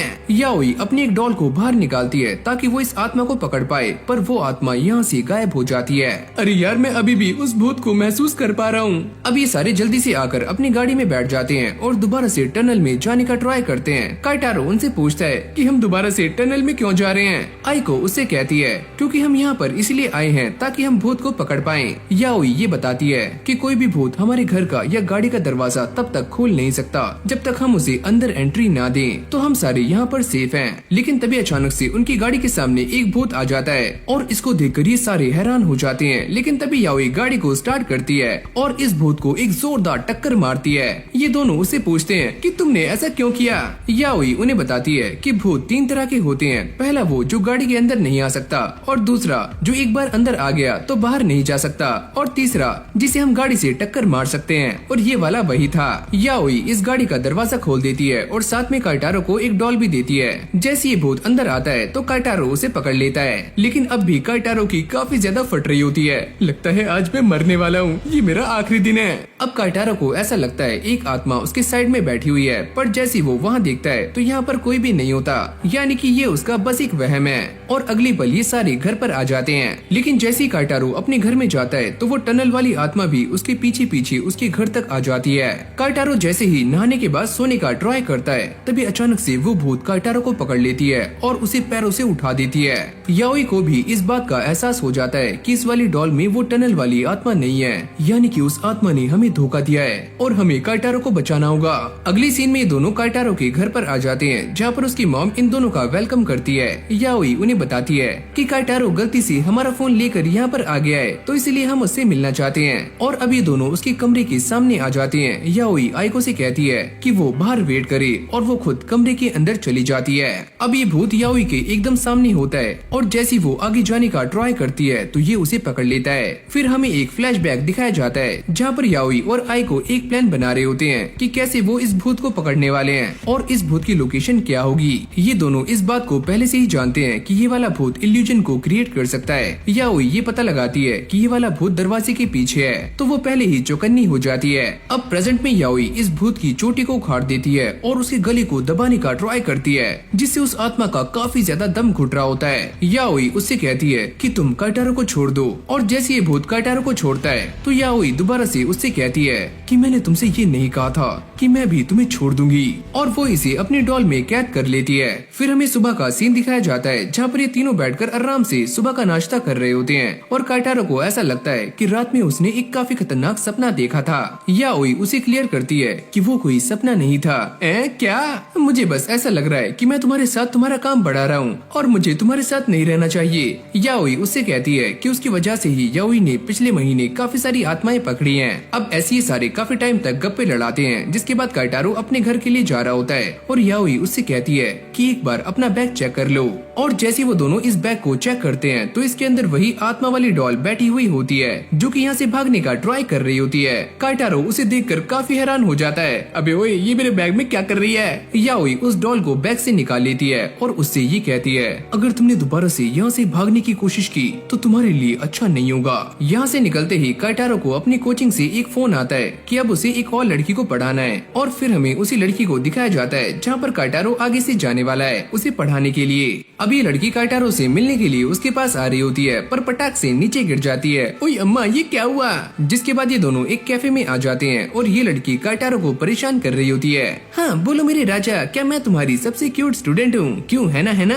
काइटारो ये सोचता है कि मैं ऐसी लड़कियों से काफी दूर रहता हूँ, पर तभी अचानक वो ये नोटिस करता है कि इस लड़की की आंख में एक स्टार बना हुआ है और उसको ऐसा लगता है कि ये एक तरह का लेंस है, पर ये काफी अजीब है। जिसके बाद ये दोनों एक दूसरे को अपना इंट्रोडक्शन देते हैं और काइटारो ये बताता है कि मेरा नाम है काइटारो और आज से मैं तुम्हारा ट्यूटर हूँ। और वो लड़की ये बताती है कि मेरा नाम है आई कामियो और मुझे स्वीट्स खाना काफी पसंद है। अब ये दोनों खाने के लिए आइसक्रीम और मिठाई मंगा लेते हैं, पर आई अपनी आइसक्रीम को काफी जल्दी खत्म कर देती है और अपनी निगाहें काइटारो की मिठाई पर जमाए हुए बैठी होती है। काइटारो उससे कहता है कि चलो हम पढ़ाई करते हैं, अगर तुम मेरे सारे सवालों का सही जवाब दोगी तो मैं तुम्हें एक मिठाई दे दूंगा, वरना मैं इसे उठाकर खा जाऊंगा। लेकिन भाई ये लड़की उसके सारे सवालों का गलत जवाब देती है और काइटारो सारी मिठाई उठाकर एक एक करके खुद ही खा जाता है। और वो ये सोचता है, अरे यार ये लड़की तो पढ़ने में काफी कमजोर है और मुझे ऐसा लगता है कि मुझे इसके ऊपर ज्यादा टाइम देना होगा।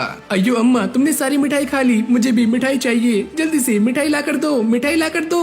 और जैसी एक वेट्रेस यहाँ पर आती है तो ये पानी का ग्लास आई के ऊपर गिर जाता है, जिससे वो और भी ज्यादा गुस्सा हो जाती है। काइटारो ये नोटिस करता है कि जो पानी नीचे गिरा हुआ होता है उसके ऊपर शूज के निशान होते हैं। आई ये पूछती है, क्या तुम सच में भूतों को देख सकते हो और उन्हें भगा सकते हो? प्लीज मेरी हेल्प करो। अब आई उसे ये बताती है कि वो बचपन से ही काफी ज्यादा अनलकी रही है और सारे भूत उसकी तरफ खींचे चले आते हैं, जैसे कि काइटारो के साथ होता है। जिसके बाद आई ये बताती है कि भूत उसके ऊपर हावी नहीं होते, पर वो उसके साथ काफी बुरी चीजें करते हैं। जब वो काइटारो से मिलने के लिए आ रही थी तब भी उसे ऐसा लगा कि किसी भूत ने उसका पैर पकड़ लिया है और वो नीचे गिर गई। वो ये भी कहती है कि उसके एक बड़े भाई थे जो कि एक इंसिडेंट में मारे गए। अब आई काइटारो से ये कहती है कि तुमने मेरे आसपास जिस आत्मा को महसूस किया था, शायद से वो मेरे भाई की आत्मा है जो मुझे बुरे भूतों से बचाती है, और मैं भी हमेशा खुश रहने का ट्राई करती हूँ ताकि मेरे भाई की आत्मा भी खुश रहे। ये सारी कहानी सुनने के बाद काइटारो उसे लेकर याओई के पास आ जाता है और आई उसे देखकर काफी खुश हो जाती है और उसे इस बात पर बिलीव नहीं होता कि ये छोटी सी बच्ची भूतों को भगा सकती है। पर तभी याओई अपनी आंखों का इस्तेमाल करके ये देखती है कि आई के पीछे दो आत्माएं हैं, एक तो उसके भाई की है और दूसरी एक और। जिसके बाद वो अपनी डॉल का इस्तेमाल करती है और इस आत्मा को पकड़ लेती है जिसने व्हाइट कलर के कपड़े पहने होते हैं। ये देखकर आई उससे काफी इम्प्रेस हो जाती है। अरे वाह, तुम तो काफी कमाल की हो। अब जाती हुई याओई उससे कहती है, अगर तुम्हें कोई आत्मा परेशान करे तो तुम मुझे बता सकती हो। और जाते हुए वो आई का एक बाल तोड़ लेती है ताकि वो उसे भूतों से बचा सके।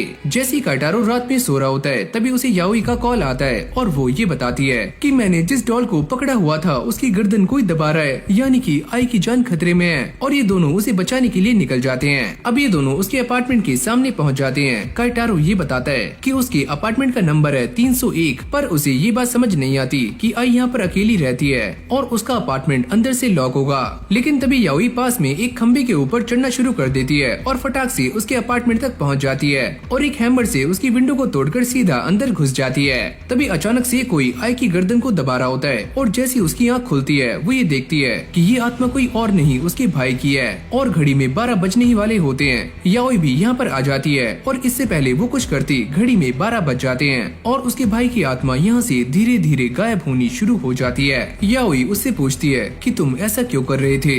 मैं बस अपनी बहन को उसकी बुरी किस्मत से बचाना चाहता था। अगली सुबह आई इस बात को सोचकर काफी ज्यादा रो रही होती है कि उसके बड़े भाई उसे जान से मारना चाहते हैं। काइटारो उससे कहता है कि मुझे तुम्हारे बड़े भाई के अंदर कोई भी बुराई महसूस नहीं हुई, पक्का इसके पीछे कोई न कोई रीजन होगा।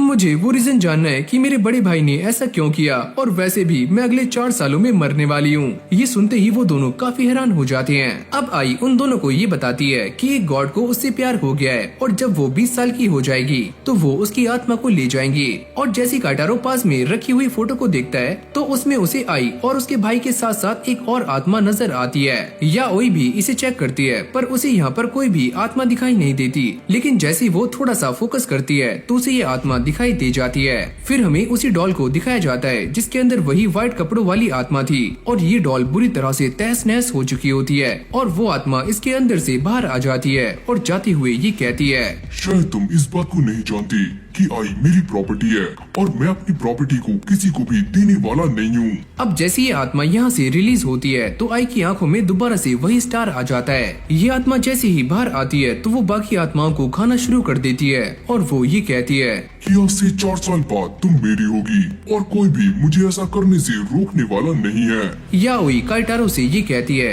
कि आई एकदम सही कह रही है कि वो आत्मा सच में एक गॉड है, क्योंकि उसने मेरे रूम में रखी हुई सारी आत्माओं से फाइट की और उन सभी को काफी आराम से हरा दिया, यानी कि सच में वो आत्मा एक गॉड है। तभी अचानक से यहाँ की बत्ती गुल हो जाती है। काइटारो ये कहता है कि यहाँ पर बाकी आत्माओं ने आना शुरू कर दिया है तो हमें कुछ करना चाहिए। याओई ये बताती है कि इसकी आंखों से गॉड की एनर्जी लीक हो रही है और इसी से अट्रैक्ट होकर सारी आत्माएं इसके पास आ रही हैं। काइटारो आई से ये पूछता है क्या तुम भूतों को देख सकती हो? मुझे बस अपने भाई का ही भूत दिखाई देता है। अगली पल आई को भी यहाँ पर आ जाती है क्योंकि याओई ने उसे बुलाया था और वो आते ही काइटारो पर गुस्सा करना शुरू कर देती है और साथ में उससे कहती है कि वो आई के सामने उसे अपनी गर्लफ्रेंड कहे और बेचारा काइटारो सर झुकाकर उससे ही कहता है अरे हाँ ये मेरी गर्लफ्रेंड है। अब आई उसका मजाक बनाते हुए उससे ही कहती है तुम इतनी क्यूट गर्लफ्रेंड कैसे बना सकते हो, तुम तो एक नंबर के फुद्दू हो। जिसके बाद ये सारे आई को यहाँ से ले जाने का बहाना बनाते हैं क्योंकि ये जगह अब बिल्कुल भी सेफ नहीं है। काइटारो की ऑलरेडी ही काफी ज्यादा फट रही होती है तो वो सुसु करने के लिए यहाँ से जा रहा होता है, पर तभी अचानक वो अपने सामने एक काफी खतरनाक भूत को नोटिस करता है और उसकी पैंट यहीं पर गीली और पीली होनी शुरू हो जाती है। काइटारो ऐसा रिएक्ट करता है कि उसने इस भूत को देखा ही नहीं है और वो चुपचाप वॉशरूम चला जाता है, लेकिन ये भूत भी उसका पीछा करते करते वॉशरूम तक आ जाता है और उसके दिमाग के साथ छेड़छाड़ करने का ट्राई करता है। काइटारो जिसकी ऑलरेडी ही काफी ज्यादा फटी हुई होती है वो चुपचाप वॉशरूम से बाहर आ जाता है और उसके दिमाग में बस यही चल रहा होता है कि याओई की डॉल उसकी रक्षा कर रही है वरना उसकी बैंड अभी तक बच गई होती। जिसके बाद ये सारे भागकर अपार्टमेंट से बाहर जा रहे होते हैं और याओई भी उस भूत को देख लेती है। काइटारो उससे कहता है अगर तुम्हारी डॉल मेरी रक्षा नहीं कर रही होती तो पक्का ये वाला भूत मेरे दिमाग की नसों को फाड़ देता। ये सारे अब सीढ़ियों से भागने का ट्राई करते हैं पर यहाँ पर रास्ता बंद होता है, जिसके बाद ये सारे लिफ्ट में आ जाते हैं और जैसे ही ये लिफ्ट बंद होती है तो उन सभी को ये घोस्ट सामने दिखाई देता है और ये सारे उसे देखकर काफी हक्के बक्के हो जाते हैं। अब जैसे ये लिफ्ट ग्राउंड फ्लोर पर आती है तो इन सभी को भूत कहीं भी दिखाई नहीं देता और काइटारो ये सोचता है कि उसने हमें इतनी आसानी से छोड़ दिया, लेकिन तभी अचानक वो भूत इन सभी के पीछे आ जाता है और वो आई के ऊपर अटैक करता है, लेकिन वो गॉड वाला भूत आई की रक्षा कर रहा होता है। जिसके बाद वो काइटारो पर अटैक कर देता है और उसके पैर को जकड़ लेता है। ये सारे काइटारो को बाहर खींचने का ट्राई कर रहे होते हैं, लेकिन वो भूत काइटारो को लिफ्ट के अंदर लेकर जा रहा होता है। काइटारो को ऐसा लगता है कि ये सारे उसे बचा नहीं पाएंगे तो इसीलिए वो खुद ही अपना हाथ छुड़ा लेता है, जिसको देखकर ये दोनों भी काफी शॉक्ड हो जाती हैं। ये तुमने क्या किया? लेकिन तभी अचानक से याओई इस लिफ्ट में कूद जाती है और इसका दरवाजा बंद हो जाता है, यानी कि काइटारो और याओई इस लिफ्ट के अंदर हैं, बाकी ये दोनों बाहर। आई को इन सारी चीजों के लिए काफी बुरा लग रहा होता है कि यहाँ पर जो कुछ भी हो रहा है उसकी जिम्मेदार सिर्फ आई है। और फिर हमें आई का एक पास्ट दिखाया जाता है जहाँ पर उसके डैड उससे कहते हैं कि जब से तुम हमारे घर में आई हो तब से सारी चीजें काफी बुरी हो रही हैं, तो तुम यहाँ से चली जाओ। उसका भाई उसे सपोर्ट करने का ट्राई कर रहा होता है, लेकिन वो भी एक एक्सीडेंट में मारा जाता है। अब आई इन सारी बातों को सोचते हुए काफी ज्यादा रो रही होती है और आई को उसे समझाती है कि तुम फिक्र मत करो, काइटारो के साथ याओई भी है। फिर हमें लिफ्ट के अंदर का सीन दिखाया जाता है जहाँ पर काइटारो ये देखकर काफी शॉक्ड हो जाता है कि ये वाली लिफ्ट बेसमेंट में जा रही है, पर यहाँ पर तो कोई भी बेसमेंट नहीं है। अब अगली सीन में ये लिफ्ट बेसमेंट में जाकर रुक जाती है और जैसे ही दरवाजा खुलता है तो सामने एक काफी अंधेरा कमरा होता है। तभी अचानक से वो भूत इन दोनों के सामने आ जाता है। याओई और काइटारो ये सोच रहे होते हैं कि इस भूत ने उन्हें पहले मारा क्यों नहीं। तभी अचानक से वो ये देखते हैं कि इस भूत के हाथ में 4 ब्रेन्स होते हैं और अगले पल उन दोनों के पीछे भी 4 आत्माएं आ जाती हैं। अब ये मेन भूत अपने साथियों से ये कहता है कि वो इस इंसान को लेकर सामने आए और वो ऐसा ही कर रहे होते हैं। लेकिन तभी काइटारो को इनमें से एक भूत का फ्लैशबैक दिखाया जाता है कि जब वो इंसान थी तो उसे भी लिफ्ट से ऐसे ही धक्का दिया गया था और इस मेन भूत ने उसका दिमाग निकाल लिया जिससे वो मारी गई। अब काइटारो ये सारी बातें याओई को भी एक्सप्लेन कर देता है कि अगर वो गलती से इस लिफ्ट से बाहर गए तो वो दोनों मारे जा सकते हैं। याओई ये कहती है तो हमें इस लिफ्ट से बाहर नहीं जाना बल्कि इस भूत को लिफ्ट के अंदर लाना है। अरे हाँ, पर वो होगा कैसे? जिसके बाद याओई अपनी एक डॉल को बाहर निकालती है जो कि याओई, काइटारो और आइको की रक्षा कर रही होती है और ये डॉल सच में काफी ज्यादा पावरफुल है। जिसके बाद ये दोनों एक प्लान बनाते हैं और उसे एग्जीक्यूट करने में लग जाते हैं। याओई उस भूत के काफी पास जाती है और उसे परेशान करना शुरू कर देती है और जैसे ही उसे मौका मिलता है वो इसके पैर में एक रस्सी बांध देती है और उसे अपनी डॉल से कनेक्ट कर देती है। अब ये लिफ्ट वाला भूत इस मेन भूत को खींचना शुरू करता है, जिससे वो धीरे धीरे इस लिफ्ट में जा रहा होता है। याओई उससे कहती है कि ये वाली आत्मा काफी गुस्से में है क्योंकि तुमने काइटारो को नुकसान पहुंचाया है, और ये देखकर इस मेन भूत की काफी ज्यादा फट रही होती है। अगले पल हम ये देखते हैं कि ये डॉल वाला भूत इस मेन भूत को खाना शुरू करता है, जिससे वो काफी कमजोर हो जाता है और ये लिफ्ट भी चलनी शुरू हो जाती है। जिसके बाद ये सारे थर्ड फ्लोर के लिए निकल जाते हैं। काइटारो याओई से पूछता है कि हम थर्ड फ्लोर पर क्यों जा रहे हैं, और वो ये बताती है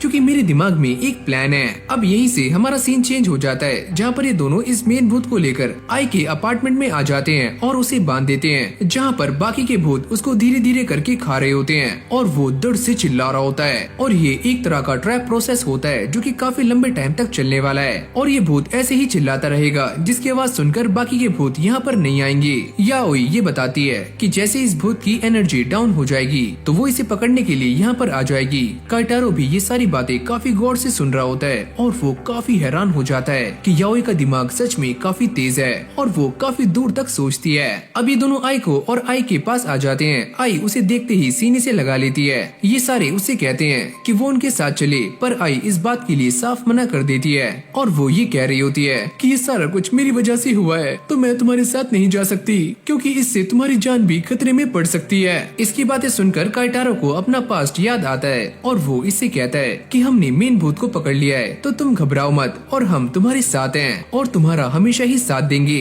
ये सारी बातें सुनने के बाद आई का दिल भर जाता है और वो भी इनके साथ जाने के लिए मान जाती है। अब जाती हुई आई अपने भाई के बारे में सोच रही होती है और वो ये कहती है कि भाई आपको मेरी चिंता करने की जरूरत नहीं है, मेरे पास अब काफी अच्छे दोस्त हैं। जिसके बाद वो काइटारो से ये कहती है कि तुमने मुझसे कहा था कि मेरे भाई ने मेरे ऊपर अटैक इसीलिए किया क्योंकि उनके पास एक रीजन था, तो मैं उस रीजन को ढूंढना चाहूंगी और उसे एक्सेप्ट करूंगी। ऐसे ही बात करते करते ये सारे घर तक पहुंच जाते हैं, पर जैसे ये सारे याओई के कमरे में आते हैं तो यहाँ पर चारों तरफ बस ब्लड ही ब्लड होता है और सारी डॉल्स फटी हुई होती हैं, जिसको देखकर इन सभी की आंखें फटी की फटी रह जाती हैं। अचानक से ही वो गॉड वाला भूत इन सभी के पीछे आ जाता है और आई बेहोश हो जाती है और वो इनसे कहता है तुम चाहे एक भूत इकट्ठा कर लो या फिर 100, लेकिन तुम मुझे हरा नहीं सकते क्योंकि मैं एक गॉड हूँ और तुम मेरे सामने बस छोटे मोटे कीड़े। याओई उससे कहती है तुम्हें क्या लगता है कि मेरे पास बस इतने ही भूत हैं? मेरे पास इससे भी ज्यादा भूत हैं जो कि मैंने कहीं और रखे हुए हैं, तो हम सारे मिलकर तुम्हें आसानी से हरा देंगे।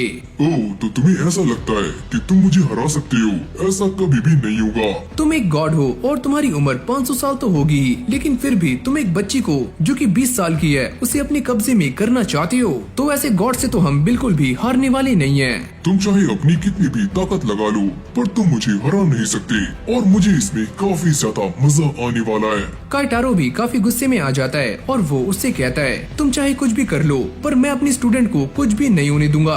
ओह अच्छा, तो चलो देखते हैं कि तुम इसे कैसे बचाते हो। जिसके बाद ये व्हाइट भूत आई के चेहरे पर कब्जा कर लेता है और वो ये कहता है कि तुम चाहे कितनी भी कोशिश कर लो, पर मैं आई को लेकर जाऊंगा और तुम मुझे रोक नहीं पाओगे। और उसकी आंखों में दोबारा से स्टार आ जाता है और उसका चेहरा दोबारा से नॉर्मल हो जाता है। काइटारो ये सारा कुछ देखकर काफी चौंक रहा होता है और उसे काफी डर भी लगता है। याओई उन दोनों को लेकर कमरे से बाहर आ जाती है। काइटारो उससे पूछता है कि तुमने ऐसा क्यों किया, और वो ये बताती है कि गॉड वाले भूत ने मेरे कमरे में रखी हुई सारी आत्माओं को डिसबैलेंस कर दिया है और अब वो सारी एक दूसरे पर अटैक करना शुरू करेंगी, जिससे काफी खतरनाक इंसिडेंट हो सकता है। फिर हमें कमरे के अंदर का सीन दिखाया जाता है जहाँ पर सारी आत्माएं एक दूसरे से फाइट कर रही होती हैं और काफी जोर जोर से चिल्लाती हैं। काइटारो ये सारी आवाजें सुनने के बाद काफी डर जाता है, पर कुछ टाइम के बाद ये सारा मामला शांत हो जाता है और जैसे ये सारे दोबारा से कमरे में जाते हैं तो याओई ये देखती है कि सामने एक डॉल रखी हुई होती है और याओई उसे कहती है कि अभी एक ग्रेजुएट आत्मा बन चुकी है। और तभी हम ये देखते हैं कि काइटारो के फोन पर एक कॉल आ रही होती है। याओई उसे मना करती है कि वो ये कॉल ना उठाए वरना उसकी तुरंत डेथ हो सकती है। तभी आइको भी यहाँ पर आ जाती है और उसके फोन पर भी एक कॉल आ रही होती है। जैसे ही काइटारो उसे मना करने वाला होता है कि वो ये कॉल पिक ना करे, तभी अचानक से ये दरवाजा बंद हो जाता है और वो इस दरवाजे को खोलने का काफी ट्राई करता है, पर ये खुलता नहीं है, जिससे उसकी काफी ज्यादा हवा टाइट हो जाती है। अब इन सभी को एक आवाज आ रही होती है कि वो इस फोन को पिक कर लें और आइको भी ऐसा करने वाली होती है। तभी याओई इस डॉल को कैद कर लेती है। ऐसा करते ही उसके रूम का दरवाजा खुल जाता है और काइटारो आइको को फोन उठाने से उसे रोक लेता है। तभी याओई उन सभी को ये बताती है कि अब तुम इस बात को जान चुके होंगे कि ये आत्मा कितनी स्ट्रॉन्ग है और मैं इसे ग्रेजुएट क्यों कह रही थी। अब याओई उन सभी को ये एक्सप्लेन करती है कि एक ग्रेजुएट आत्मा क्या होती है जो पहले से काफी स्ट्रॉन्ग हो गई हो, और ये वाली आत्मा भी एक ग्रेजुएट आत्मा है। काइटारो को भी ये सारी बातें धीरे धीरे समझ आ रही होती हैं कि याओई के रूम में जो आत्माएं रखी हुई थी उन सभी के मरने से एक काफी खतरनाक आत्मा का जन्म हुआ है जिसे हम ग्रेजुएट आत्मा कह रहे हैं, और इसके पीछे वो गॉड वाला भूत है जिसने की ऐसा करवाया है। अब अगली सीन में सारे दोबारा से आई के अपार्टमेंट में आ जाते हैं जहाँ पर याओई उन सभी को कुछ स्टिकर्स देती है जो कि उन्हें आसपास लगाने हैं, और यहीं पर वो ब्रेन वाला भूत भी होता है जिसकी हालत काफी खराब हो रही होती है और वो जोर जोर से चिल्ला रहा होता है। याओई उन सभी को ये बताती है कि जहाँ जहाँ पर उन्होंने स्टिकर्स लगाए हैं वो सारी आत्माएं वहीं से आने वाली हैं, और बाद में इस ब्रेन वाले भूत की आवाज सुनकर वो सारी आत्माएं यहाँ से भाग जाएंगी। जिसके बाद ये सारे याओई के रूम में आ जाते हैं जहाँ पर काफी सारा ब्लड पड़ा हुआ होता है और ये उसे क्लीन करना शुरू करते हैं। जिसके बाद आई ये बताती है कि उसे कुछ काम है इसलिए उसे अपने गाँव जाना होगा, और ये सारे उसे स्टेशन छोड़कर दोबारा से रूम में आ जाते हैं और उसकी सफाई करना शुरू करते हैं। ऐसा करते करते इन सभी की हालत काफी टाइट हो जाती है। याओई ये बताती है कि सच में वो गॉड वाला भूत काफी खतरनाक है और मेरे पास अभी तक कोई भी ऐसी आत्मा नहीं है जो कि उसका सामना कर पाए। साथ में याओई ये भी कहती है कि पहले उनका प्लान था कि वो सारी आत्माओं को पकड़कर एक काफी खतरनाक आर्मी बनाने वाले हैं जिसमें कुछ काफी पावरफुल आत्माएं होंगी जिनके सहारे वो उस आत्मा से लड़ पाएंगे जिसने याओई की माँ की आत्मा को पकड़ा हुआ है। लेकिन वो ये कहती है कि पहले उसके पास 100 से भी ज्यादा आत्माएं थी, लेकिन अब वो सारी डिस्ट्रॉय हो चुकी हैं और अब मेरे पास बस एक ही आत्मा है जो कि हम सभी को बचा सकती है,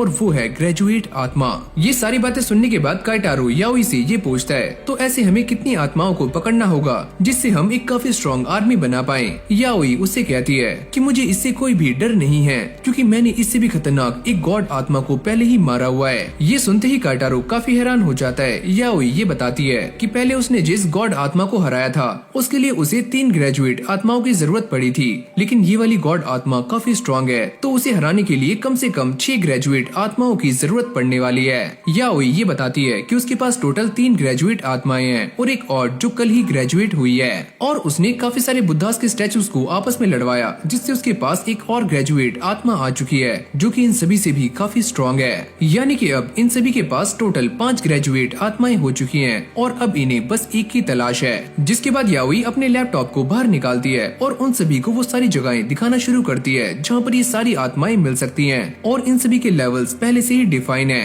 काइटारो ये नोटिस करता है कि इस जगह पर एक लेवल सही से डिफाइन नहीं है, यहाँ पर अननोन लिखा हुआ है। याओई उनसे कहती है कि ये जगह काफी आसान भी हो सकती है या फिर ऐसा भी हो सकता है कि यहाँ का लेवल ऐसा हो। पहले हम सारे टोक्यो के सारे एरियाज को कवर करने वाले हैं जिसके बाद हम पूरे जापान को कवर करेंगे जिससे हमें काफी पावरफुल आत्माएं मिल जाएंगी। काइटारो इन सारी बातों से थोड़ा सा सहम जाता है लेकिन बाद में वो हाँ कर देता है। चलो हम सारे एक जैसा ही सोच रहे हैं, लेकिन अब चलो पढ़ाई करते हैं। ये सुनते ही याओई का मुंह बन जाता है और आइको को कुछ काम होता है तो वो यहाँ से चली जाती है। जिसके बाद ये दोनों पढ़ना शुरू करते हैं। याओई उससे कहती है कि चलो मुझे तुम्हारी साइकिल पर घूमना है, और काइटारो उसे लेकर बाहर आ जाता है और वो इस बात से काफी खुश होता है कि याओई को उसके साथ साइकिल पर घूमना काफी अच्छा लगता है। अब काइटारो उससे ही कहता है कि पहले मैं काफी डर गया था कि हमारा सामना एक गॉड स्पिरिट से होने वाला है, लेकिन फिर मेरे अंदर हिम्मत आ चुकी है क्योंकि कोई भी मेरी फ्रेंड और मेरी स्टूडेंट को हाथ नहीं लगा सकता। पहले मैं अकेले ही अपनी माँ की आत्मा को छुड़वाने का ट्राई कर रही थी, पर तुमने मेरा साथ दिया, उसके लिए शुक्रिया, और तुम मेरी एक काफी अच्छे दोस्त हो। साइकिलिंग करते करते शाम से रात हो जाती है और काइटारो की हालत भी पहले के मुकाबले काफी खराब हो चुकी है। याओई उसे बताती है कि वो दोनों एक भूतिया जगह पर जा रहे हैं जहाँ पर वो आइको को अपने साथ ला नहीं सकते थे क्योंकि उसकी जान को काफी खतरा है। इन सभी का आत्माओं वाला सिक्योरिटी सिस्टम टूट चुका है, तो इसलिए आइको की रक्षा करना याओई के लिए पॉसिबल नहीं है। काइटारो जब ये सारी बातें सुनता है तो उसे ठंडे पसीने आने शुरू हो जाते हैं। मुझे ऐसा लगता है कि आज कुछ भी सही नहीं होगा। अब ये दोनों उस जगह पर आ जाते हैं जो एक काफी सुनसान खंडर होता है और ये वाला खंडर S रैंक का है। जिसके बाद हमें इस जगह के बारे में बताया जाता है जो एक किला है और ये किला S रैंक का है, और इसके बारे में ये बताया जाता है कि जब भी कोई इंसान यहाँ पर आता है तो वो यहाँ पर हमेशा के लिए ट्रैप हो जाता है या फिर उसे एक ऐसा कर्स लगता है जो कि जिंदगी भर उसके साथ रहता है। काइटारो इस जगह को देखकर काफी ज्यादा डर रहा होता है, जिसके बाद वो अपने पुराने एक्सपीरियंसेस को याद करता है जिसमें उसने काफी सारे भूतों के साथ पहले भी फाइट की है और वो जीते हैं। तो वो ये सोचता है कि वो यहाँ पर भी सारे भूतों को हराकर यहाँ से बाहर निकल जाएंगे। अब ये दोनों हिम्मत बांधकर आगे जाते हैं और आगे काफी ज्यादा अंधेरा होता है और सामने एक वाटरफॉल भी। याओई ये बताती है कि उसने ऑनलाइन जितना रिसर्च किया है उसके हिसाब से इस जगह पर कोई भी मरा नहीं है और यहाँ पर बस लोग इसीलिए आते हैं ताकि वो इसके इतिहास के बारे में जान सकें। अब ये सारी बातें सुनते ही काइटारो चैन की सांस लेता है। याओई उससे कहती है कि इस जगह पर सबसे खतरनाक वो वाटरफॉल है तो हमें वहीं पर जाना चाहिए। और जैसे वो वहाँ जाने के लिए पीछे मुड़ते हैं तो उनके पीछे एक बूढ़ी अम्मा खड़ी हुई होती है। काइटारो इस बूढ़ी अम्मा को देखकर काफी डर जाता है। याओई उनसे कहती है कि हमें यहाँ का वाटरफॉल देखना है तो चलो मेरे साथ चलो।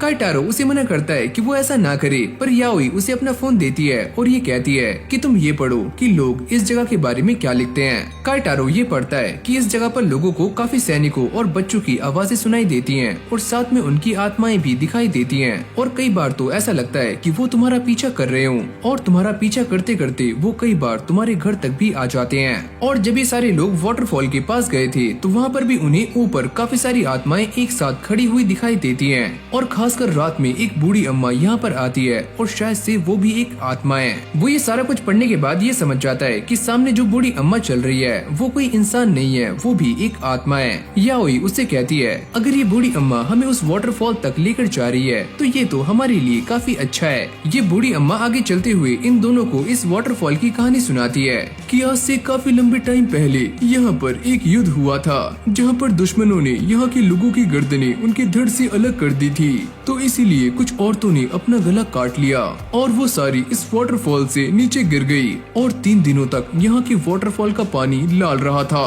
काइटारो ये सारी कहानी सुनने के बाद काफी ज्यादा डर जाता है और वो याओई से कहता है कि उन्हें यहाँ से जाना चाहिए, पर याओई उससे कहती है कि हम यहाँ पर इसीलिए आए हैं ताकि हम सारी आत्माओं को पकड़ सकें और उन सभी की जान बचा सकें जिनसे हम प्यार करते हैं। याओई काइटारो को एक डॉल दे देती है और साथ में एक छोटी सी डॉल जो कि उसने फिंगर में पहनी हुई होती है क्योंकि यहाँ पर आत्माएं उनके ऊपर अटैक कर सकती हैं। पर तभी अचानक हम ये देखते हैं कि काइटारो के पीछे से एक हाथ बाहर आता है और जैसे वो काइटारो को पकड़ने वाला होता है काइटारो पीछे मुड़कर देखता है तो ये हाथ यहाँ से गायब हो जाता है। वो ये सारी बातें याओई को बताता है। याओई उससे कहती है अगर तुम्हें कुछ भी फील हो तो तुम मुझे बता सकते हो। जिसके बाद ये दोनों दोबारा से इस बूढ़ी अम्मा के पीछे चलना शुरू करते हैं। जिसके बाद काइटारो याओई का हाथ पकड़ लेता है और उससे ये कहता है कि हम दोनों को एक साथ चलना चाहिए और याओई भी इसके लिए मान जाती है। पर तभी अचानक हम ये देखते हैं कि एक हाथ याओई को पीछे से पकड़ लेता है और असल में ये काइटारो नहीं होता, ये उस बूढ़ी अम्मा का भूत होता है जो कि याओई को काइटारो की तरह लग रहा होता है और वो उसके साथ काफी दूर तक चली जाती है।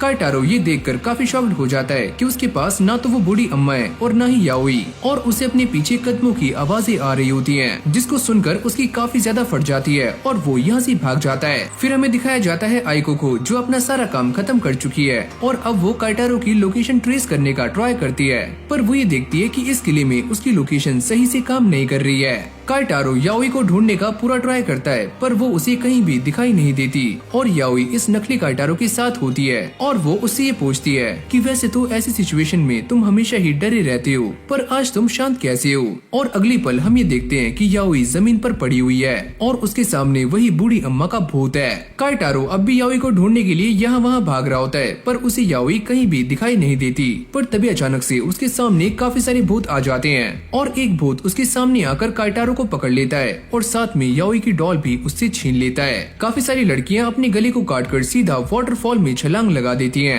काइटारो भी ऐसा ही करता है और अब वो पानी के अंदर होता है जहाँ पर एक आत्मा उसके सामने आती है और उसकी गर्दन को पकड़ लेती है। तुम ये कभी मत भूलना, तुम ये कभी मत भूलना, अपने दिमाग में ये बात डाल लो। जैसे ही काइटारो को होश आता है वो ये देखता है कि उसकी गर्दन पर एक कट लगा हुआ है जिसके अंदर से काफी सारा ब्लड बाहर आ रहा है। उसके साइड में ही याओई की डॉल भी होती है जिसकी हालत काफी खराब है। काइटारो ये सोचता है उन्होंने इस डॉल को भी बुरी तरह से फाड़ दिया है, क्या मेरे ऊपर भी कोई कर्ज लग चुका है? लगता है मैं सच में आज मरने वाला हूँ। काइटारो अपने फोन में ये देखता है कि उसकी चोट के आसपास काफी सारे हाथ हैं जो कि उसकी चोट को खींच रहे हैं और इससे वो काफी डर जाता है और याओई का नाम चिल्लाकर काफी तेज भागता है। तभी अचानक से वो अपने सामने याओई को नोटिस करता है और वो उसका पीछा कर रहा होता है, लेकिन भागते भागते वो एक खाई से नीचे गिर जाता है और वो ये देखता है कि उसके सामने याओई की लाश लटकी हुई है। काइटारो इस पहाड़ी से गिरने के बाद वाटरफॉल के एकदम सामने होता है और उसे याओई के साथ बिताए हुए अपने सारे पल याद आ रहे होते हैं और यहाँ पर काफी सारी आत्माएं भी हैं। अब ये सारी आत्माएं आपस में इकट्ठा हो जाती हैं और एक काफी खतरनाक आत्मा बन जाती है जिसका सर हवा में झूल रहा होता है और वो काइटारो से ये कहती कहती है कि तुम ये सारा कुछ कभी भी मत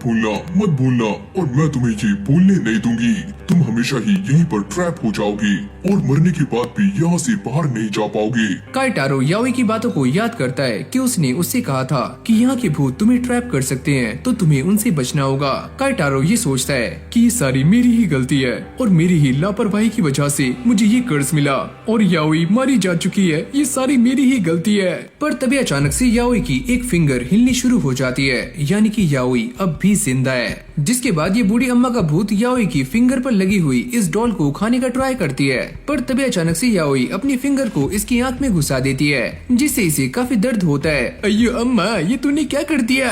और इस अम्मा को ये बात समझ नहीं आती कि याओई उसके कब्जे में फंसी हुई है, तो वो अपना हाथ मूव कैसे कर पा रही है। अगले ही पल हम ये देखते हैं कि इस बूढ़ी अम्मा के द्वारा बनाया गया इल्यूजन पूरी तरह से खत्म हो जाता है और याओई को काइटारो की चिल्लाने की आवाजें आनी शुरू हो जाती हैं, जिससे याओई पूरी तरह से होश में आ जाती है और ये बूढ़ी अम्मा उसे देखकर काफी डर रही होती है। और जैसे ये इल्यूजन दोबारा से याओई को पकड़ने वाला होता है तो याओई उसे एक ही झटके में डिस्ट्रॉय कर देती है, जिसको देखकर इस बूढ़ी अम्मा का भूत यहाँ से भागने का ट्राई करता है, पर याओई उसे काफी जोर जोर से कोड़े बरसाती है और उसे इस पेपर डॉल में कैद कर लेती है, यानी कि एक का काम खल्लास। याओई ये सोचती है कि उसके हाथ पर लगी हुई इस डॉल ने और काइटारो ने उसकी जान बचा ली, और अगर ये डॉल ऐसा ना करती तो सारी दिक्कतें इस डॉल के ऊपर आने वाली थी और इसे काफी नुकसान होता।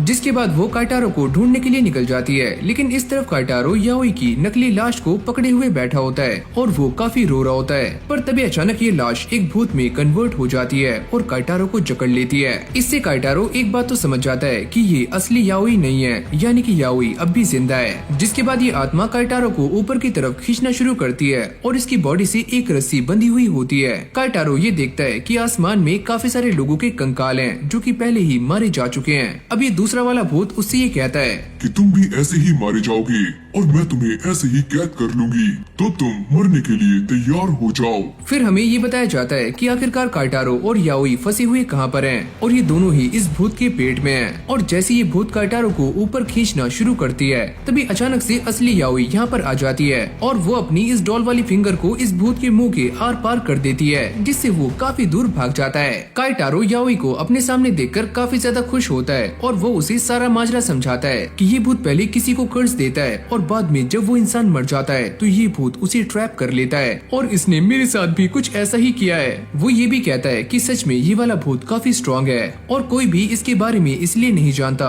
क्योंकि जिसने भी इसे देखा है वो आज तक जिंदा नहीं बचा है। याओई अपने हाथ में लगी हुई इस फिंगर वाले डॉल को देखती है जो कि कांप रही होती है, जिससे याओई को एक बात क्लियर हो जाती है कि सच में ये वाला भूत काफी स्ट्रॉन्ग है और काइटारो एकदम सही बात कर रहा है। काइटारो को ये बात समझ नहीं आ रही होती कि वो इस काफी खतरनाक भूत को हराने वाले कैसे हैं। और तभी हम ये देखते हैं कि याओई अपने ग्रेजुएट भूत को बाहर निकाल लेती है और उसे एक काफी खतरनाक वेपन की तरह इस्तेमाल करने वाली है जो कि जंजीरों से बंधा हुआ है। जिसके बाद वो यहाँ पर एक काफी खतरनाक साधु वाले भूत को समन करती है जो कि आते ही मंत्र पढ़ना शुरू करता है।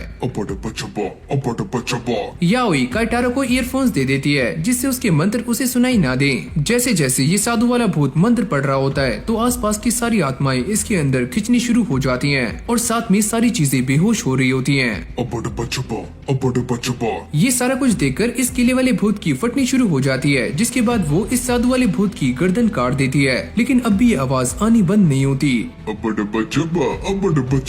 ये भूत इस साधु को रोकने का काफी ट्राई कर रही होती है और उसका जब्बाड़ा भी तोड़ देती है, लेकिन तभी अचानक हम ये देखते हैं कि आसपास जितनी भी चीजें बेहोश पड़ी होती हैं उन सभी के अंदर से यही मंत्र बाहर निकल रहा होता है।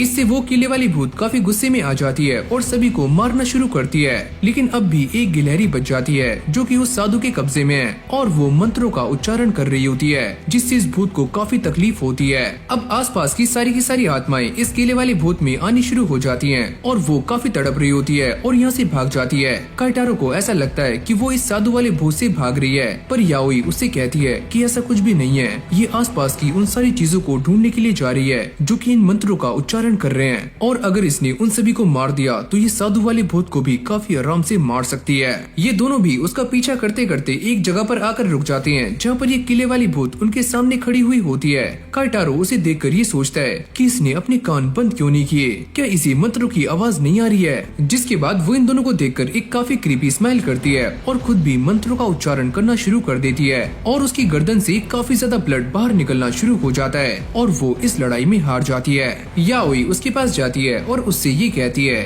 कि तुम्हारे पास दो ही ऑप्शन है, या तो तुम मारी जाओ या फिर मेरी गुलाम बन जाओ। और आखिर में याओई उस भूत को अपनी डॉल में ट्रैप कर लेती है। पर अगली पल हम ये देखते हैं कि काइटारो भी इन्हीं मंत्रों को पढ़ना शुरू कर देता है। अब्बा डब्बा छप्पा, अब्बा डब्बा छप्पा। तभी याओई अपनी फिंगर वाली डॉल को उसकी जीभ में घुसा देती है और उसकी जीभ पकड़ लेती है ताकि वो इन मंत्रों का उच्चारण ना करे, वरना वो भी मारा जा सकता है। याओई उसे बताती है कि ये साधु वाला भूत किसी भी इंसान को 20 सेकंड में बेहोश कर सकता है, यानी कि हमारे पास बस 20 ही सेकंड है इसे लॉक करने के, वरना हम दोनों भी बेहोश हो जाएंगे। जिसके बाद ये दोनों इस साधु वाले भूत की डॉल को बांधना शुरू करते हैं और इनके पास टाइम भी काफी कम होता है। काइटारो को ये समझ नहीं आता कि वो इसे इतने कम टाइम में कंट्रोल कैसे कर सकते हैं। याओई इस भूत को रुकाने का ट्राई कर रही होती है ताकि वो मंत्रों का उच्चारण ना करे। काइटारो के पास भी टाइम काफी कम होता है, लेकिन आखिर में ये दोनों उस भूत को लॉक करने में कामयाब हो जाते हैं और चैन की सांस लेते हैं, वरना आज तो ये मारे जाते।